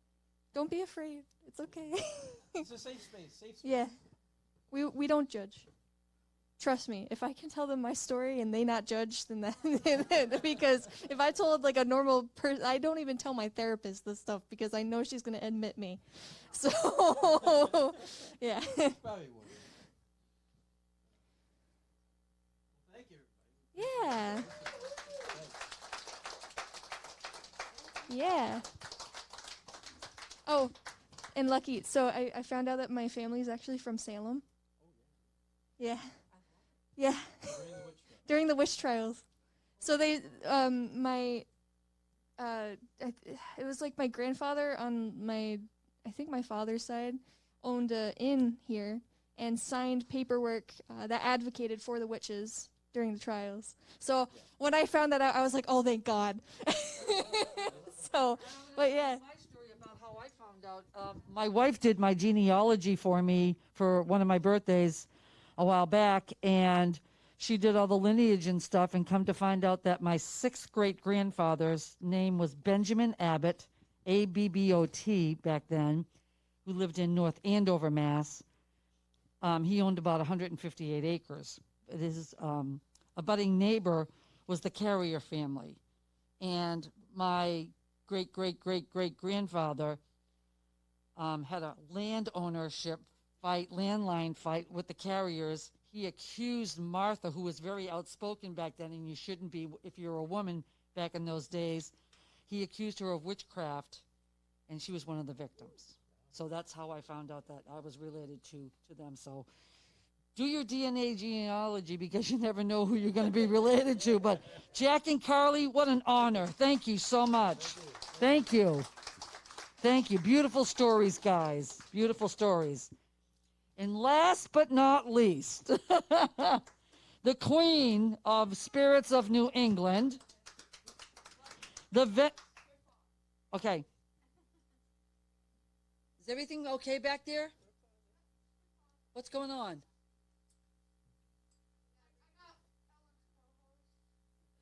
Ah,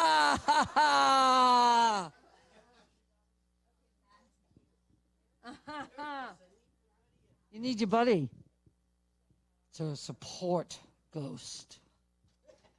The Ghost host. There you go.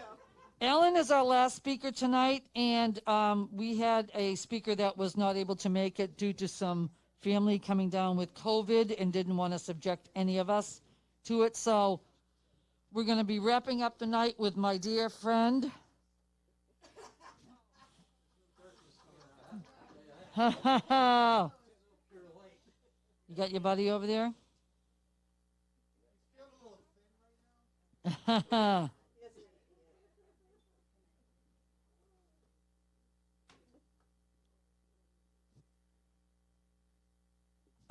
met Ellen McNeil, I don't know, 5 or 6 years ago here in Salem at this hotel during an event that another gentleman had put on.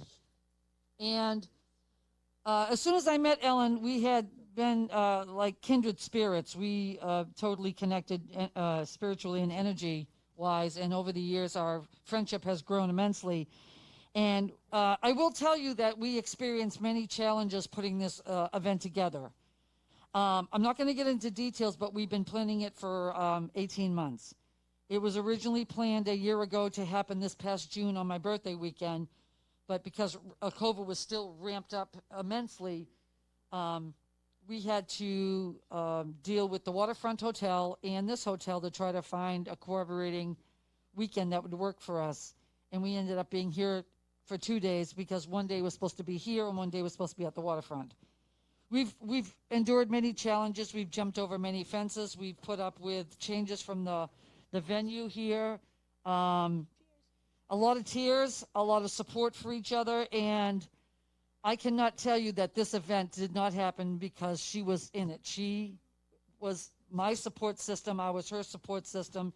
She got all the vendors together.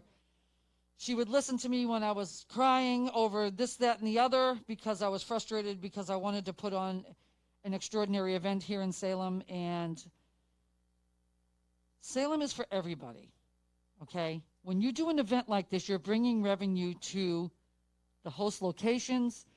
You're bringing revenue to area restaurants.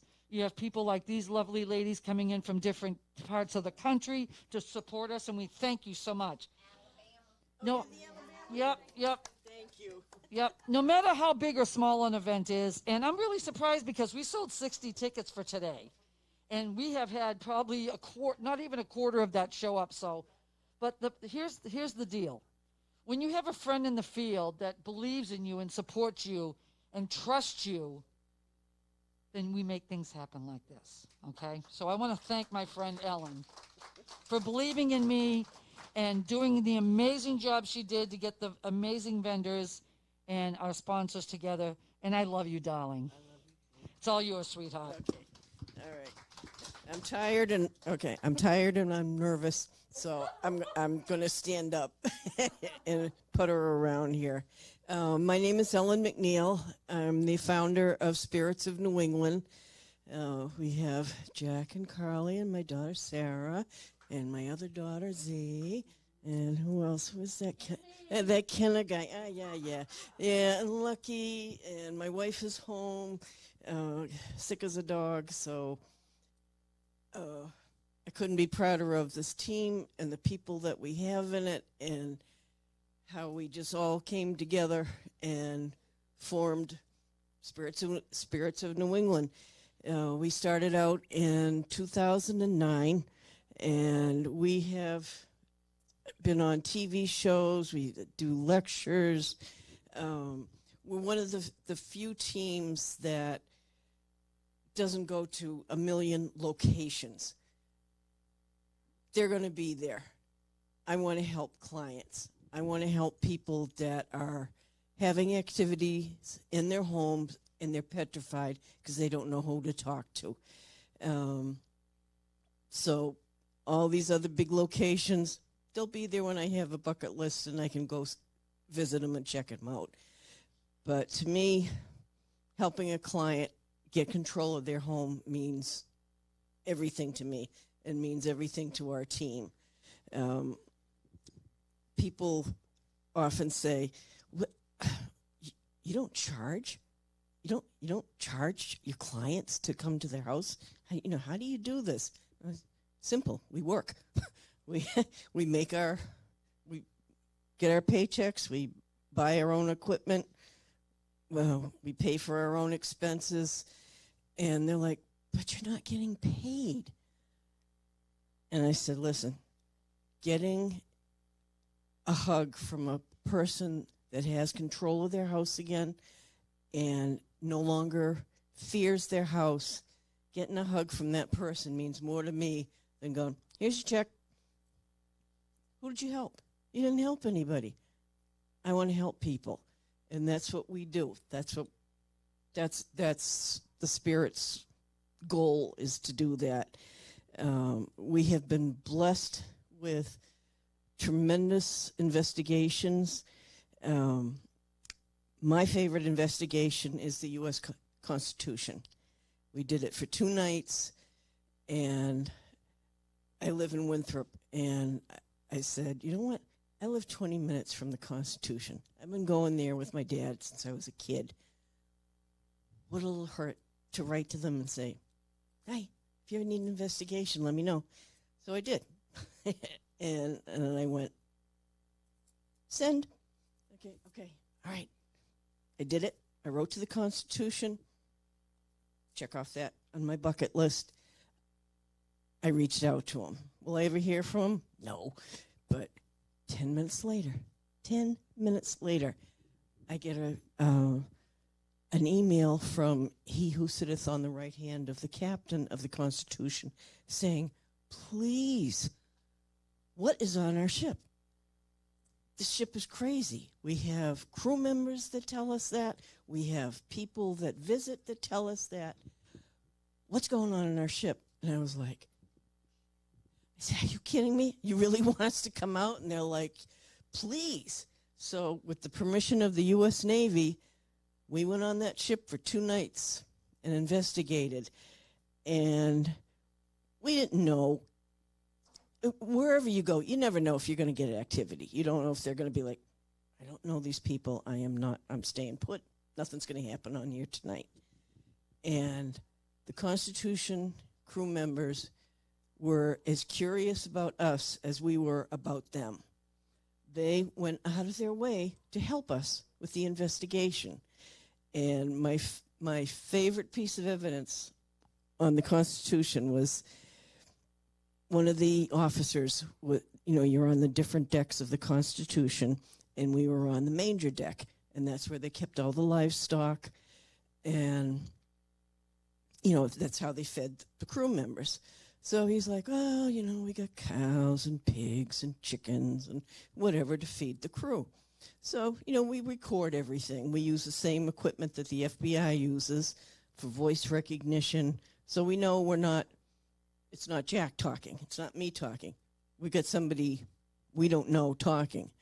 So we play it back. Now, when you talk on a recorder, it's on one frequency. When you play it back, it's on another frequency. So one of the things people don't realize about being a paranormal investigator is the glamorous part of it. The hours and hours and hours of evidence review. You go through all the audio. And when you're done with the audio, then you go through the video. And here he is telling us about all the animals that are on the ship. And you hear this little boy's voice. And a bear. Like, what? And a bear? There was a bear on the Constitution? Are you crazy? And I said, oh, okay. I've never heard this story before. So I called the captain and I said, please don't think I'm crazy, but did you guys have a bear? And he goes, oh yeah, Captain Scrappy. I was like, what? Are you kidding me? And he said they were given a bear to transport to another port to go to a zoo, and he was on the ship and everybody loved him. He was a cute little bear cub. And that was Captain Scrappy. And I said, wait a minute. You get 308 people that died on that ship. Most of these little boys that were called boys, and they ran all over the ship doing errands for the officers. I'm 5'4". I would smack my head constantly on that ship. And I said, how did they run in battle with boots on and everything? And, so they had boys, and depending on their hair color, they were on different levels of the ship. So you tell me how a kid that died in the 1800s knew about a bear from the 1940s on that ship because he's still there.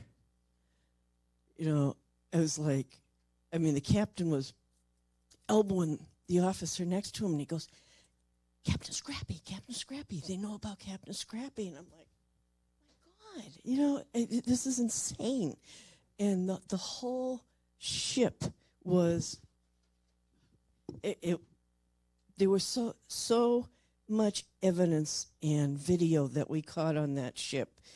And the captain, once we went through everything, the captain said, do you feel that this ship is haunted? And my infamous reply was, oh, hell yeah. and that got quoted in a book. It was like, yeah. I said, not only is the ship haunted, but it's protected. I said, you have crew members on this ship. This was their whole life. They don't know anything else. This was all they had. And like I said, there were 308 people that died on that ship, mainly from dysentery. A couple of them fell off the riggings of the ship. You know, a couple drowned. But they went out of their way to include information for us to find out on that ship.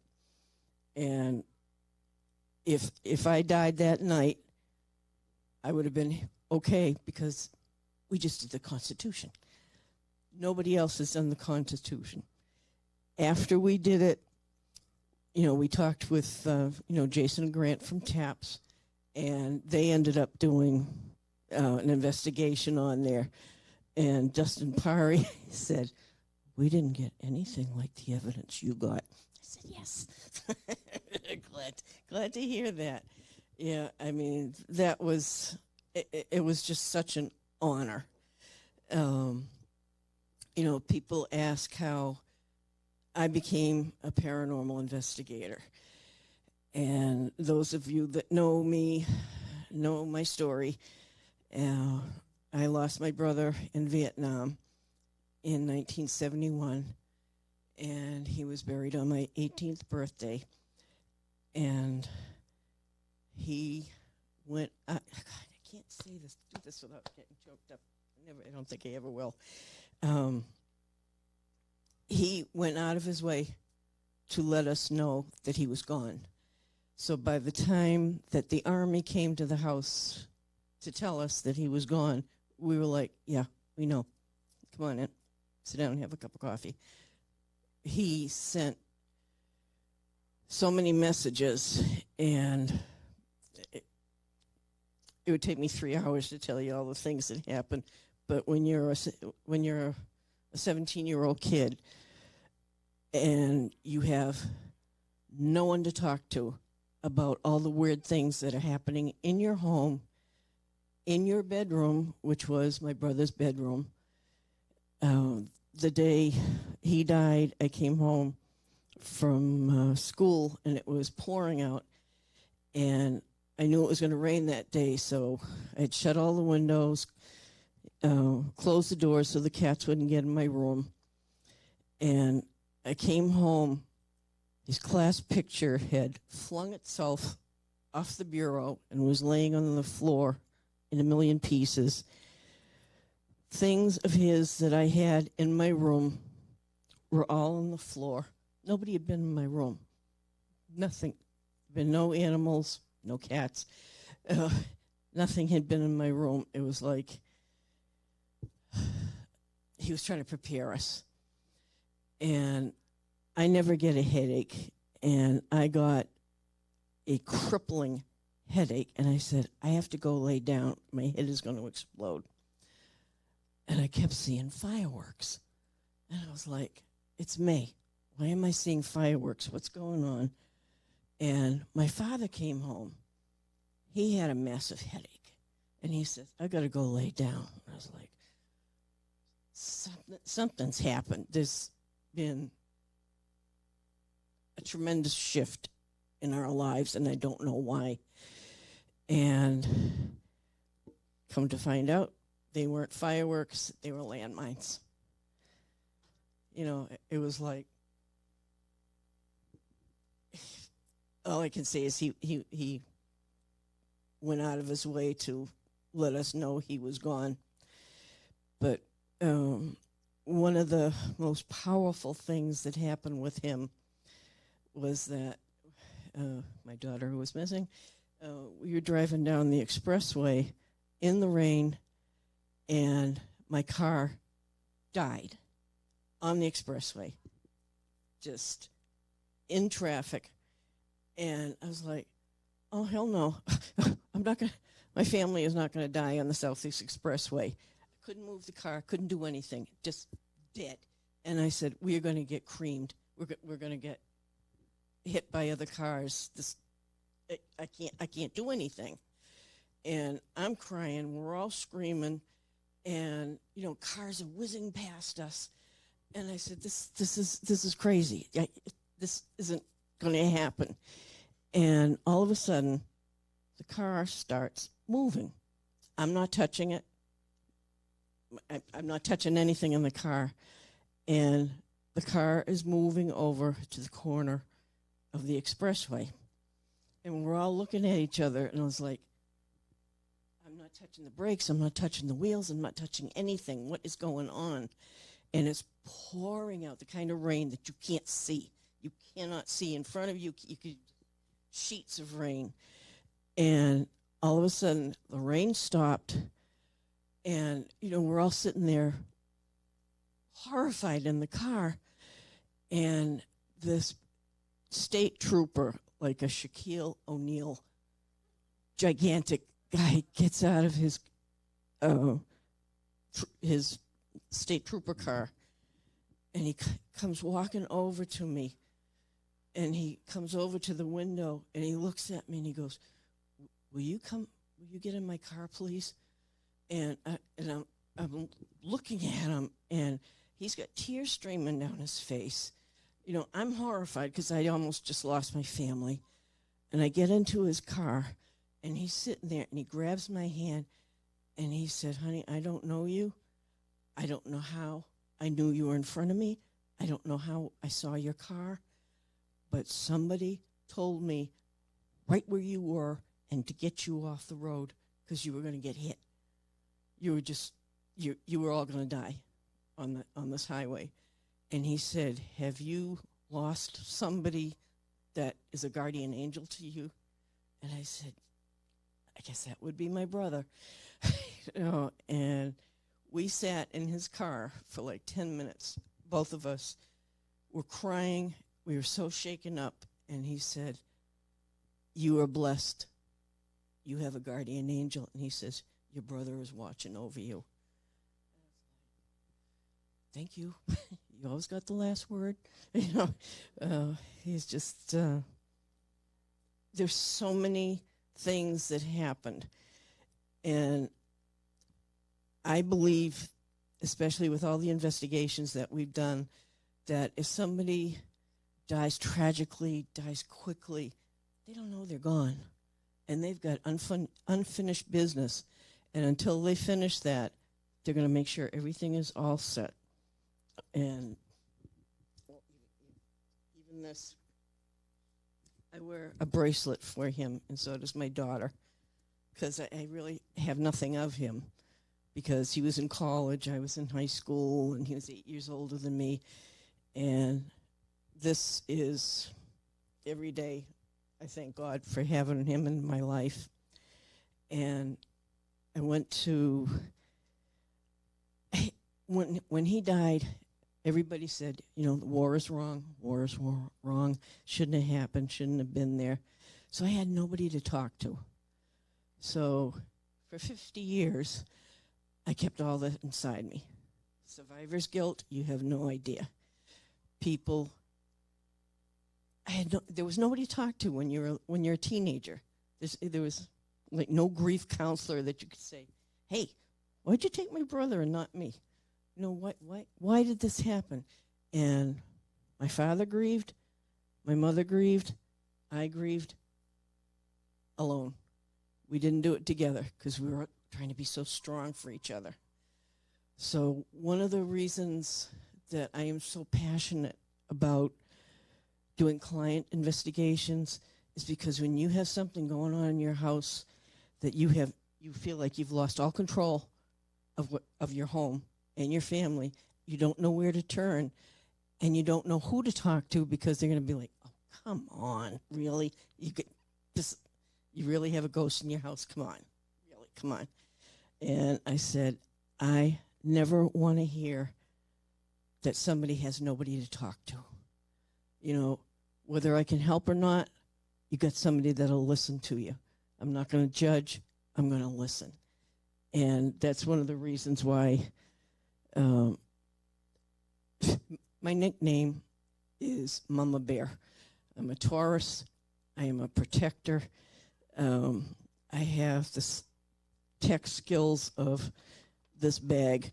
I'm like, Sarah, please don't make me give up my flip phone. Don't make me learn something new. I'm almost 70 years old. It's too much, And it's just a running joke. There's like, oh God, don't give her anything that she's got to figure out. I mean, I'm holding onto this microphone for dear life because I'm like, I'm gonna electrocute myself or blow your eardrums out. Yeah, no, because I'll start singing and then you have to throw money at me and it gets embarrassing. I guess my strong point is I listen to the clients. I want the clients to feel listened to and that they can trust us, and we're going to do everything we can to help them and get control of that house back. We've had the running. Another one of the running jokes on the team is I am the dead one on the team. I feel nothing. I see nothing. I sense nothing. Jeannie, you still back there? Jean, okay, I can't see. I'm blinded. Jean got me this great T-shirt that has a ghost in the front and it's doing the dubstep, and on the back it said, "I am not psychic." Because people are like, they're like, "Well, what about this? What about that?" And I said, "I don't know. I'm not psychic. I don't know. So that's it's like a running joke on the team. You guys make fun of me a lot. Okay.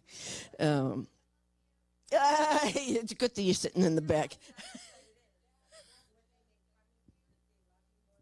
I know it. One of the cases that we did was down in Northeastern and near the Bridgewater Triangle. And it was a woman I used to work at Brigham and Women's for a long time. And they did an article on us. So one of the nurses got in touch with me and she said, "You've got to come to my house. I can't function in this house anymore." And I was like, "Okay, all right." So, we went down there, and it was one of our earlier cases, and it was stuff that was happening there we were not prepared for. I didn't know how to deal with it, and I said, "You know what? I have no ego. I have no problem asking for help because I want to do the best I can to help her. And I don't know what to do with this house. It's insane." And one of our team members, we were sitting on the client's floor, and we were having an EVP session, and nothing was happening. Couldn't get the K2 meters to light up. Nothing. And so we just started, shooting the shit and just, yeah, so what's going on? How's the weekend? Blah, blah, blah. And we play like I said, when you play back your audio, it's on a different frequency. So we played it back, and we're talking, and over our conversation, you hear, "Dead in the swamp." What? That's not my tablecloth is blue. Dead in the swamp. Where are we? Right at the Hockomock Swamp, near the Bridgewater Triangle. And I said, "Okay, all right." I said, "I don't know what to do to help this woman." So we got in touch with Becca Boyd, who is a 6th-generation psychic who was incredible up in New Hampshire. And I told her all the stuff that was going on, and she said, "We'll be down tomorrow night." So she came down and she talked to the client, and she came up to me afterwards and she said, I need to tell you something. She was going to tell you this tonight, but we got sidetracked. And I said, okay. Said, what's going on? She said, she's being abused by her husband. He's beating the crap out of her. And I think that has aggravated all the activity that's going on in the house. I said, okay, all right, we'll deal with that. And we're standing there talking, and I was leaning up against the doorway, and I was listening to everything that's going on, and all of a sudden, I get this cupped hand on my shoulder, and I was like, oh my God. And I turn around to thank whoever did that so they didn't scare the crap out of me. There's nobody there. Me, who never feels, sees, senses anything, just got that enough to make me turn around to say thank you. And there's nobody there. And, immediately, all right, is it my hoodie? Did I bang it up against their bureau? How could that happen? To this day, I question it. Nothing was there. But it was enough to make me turn around to acknowledge it. And Becca was talking, and I was trying to be really cool and calm about what just happened to me. And she said something, and I said, so what was you? And she's like, come here. Drags me out in the hall, and she goes, oh, Miss Cool, Calm, and Collected, what just happened to you? And I told her, and she said, finally something happened to you. She said, you were so closed and so protective of everybody else that you close yourself off. And she said, you let your guard down and somebody saw you. And I believe that this whole condo area was on Mi'kmaq Indian burial ground. And she felt that a woman, an Indian woman that was probably killed on the property, came back to help her because she was being abused. And I said, but why did she just do that to me? And she said, there are people that investigate that never have anything like that happen to them, never get touched. And she said, she knows that you're here to help her. And that's her way of saying thank you. And I'm like, oh, thank you note. That would have been much easier to deal with. I just, because you're like, how can something that's not there touch me enough to make me turn around? How does that happen? And I said, that's a tremendous amount of activity and energy to put that point across to me. Now, when we met her, this poor woman was haggard, big bags under her eyes. Just, when you saw her, you wanted to just give her a hug, even if you didn't know what was wrong. You're just like, honey, so sorry. You look so sad all the time. And a couple of months after the investigation was over, I was walking down the hall at the Brigham, and I hear, Ellen! And this woman is galloping towards me, and I was like, oh, crap, I don't know who this is. And I'm like, hi, how are you? Who are you? And it was her. And I was like, oh, my God. And she's like, I want to tell you what a difference you made in my life, and my God, and everything is so great now, and I'm not going to sell the place, and you changed my life. And I was like, I changed your life? Look at you. She looked like she had had a facelift. She was just so relieved. And I said, that's why we do this. She had nobody to talk to. She reached out to us. She hadn't seen that article on us in the Brigham newsletter. Would she had kept all that inside her? I don't know. But that's why we investigate, and that's why we reach out to people, because it's not easy to say there's something screwy going on in my house. You know, because you don't want to get laughed at. You don't want people to not believe you. You know, it's humbling to have somebody look at your website and say, you know what? I like these people. I want them to come to my house. I trust these people. You know, that's the biggest compliment you can get.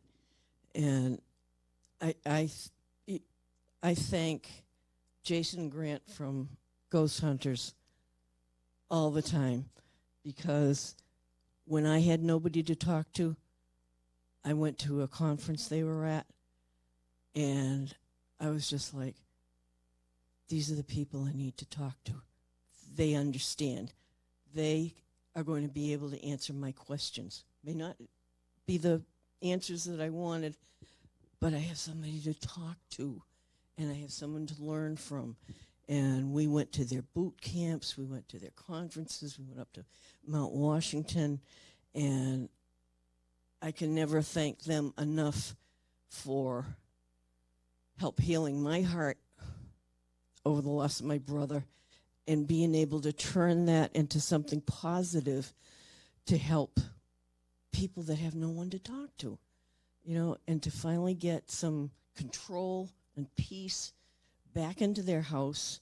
And it's a blessing. I feel blessed to know these people. Does anybody know how I met Jack Kenna, who is my best friend? The guy that was just here a minute ago. Jason and Grant had a forum on, it was called Beyond Reality Events, and they had a forum, and you know, people would come into the forum, and I seemed to be the only one that said hi to people. You know, it's not easy to press that button and put yourself out there to meet other people in the paranormal. So I'd always say hi, you know, glad you're here. And Jack Kenna came on, and he just seemed like a nice guy. And he had either just lost his mother, or she was dying. And I was like, oh my God, I gotta help this guy. I have to talk to him. And when Jason and Grant had this huge convention up in New Hampshire, up at Mount Washington in the Spalding Inn, I said, I'm going to get to meet some of these people on the forum, and I'm going to meet Jack, and I can't wait to meet him. So we were driving up to New Hampshire, and you know, all happy and beautiful day, and so excited, and you know, had the windows down. It was a beautiful day. A bird flies into the car and explodes in the car all over me. So I'm traumatized, and we're in the middle of nowhere, so I had nowhere to wash off or anything. So we pull up in front of the place, and I very sheepishly get out of the car, and I am covered with feathers, blood, bird parts, a beak, everything. And Jason is standing on the top step, and he looks at Jack and he goes, "There's your Ellen." And I was like, you know, I wanted to make a great first impression. I was like, oh my God. So I was like, yeah, I was like, excuse me, gotta go wash off the feathers. And you know, I looked like I had just tried out for Sesame Street, and all this crap. But we've been together since 2009, and it's been an incredible journey, and we have learned so much, and I'm so grateful to the people that we have on our team and the people that we have helped and the adventures that we have gone on. I don't know if you were here for Daniel Clace talking about the Hinsdale house, and I actually got creeped out in that place, which I was very happy. I said, "Hey, I'm scared. This place is terrifying." But it's just, I've met some wonderful, wonderful people on this incredible journey, and I will keep doing it. I'm almost 70, but I'm going to keep doing it as long as you can get me in a wheelchair. Yeah, I'll keep doing it. But I just wanted to thank you guys for coming out. And Lucky and I worked so hard and so long on this event, and we're beaten. we're tired. We're cranky, but we did it because we love it. So thank you.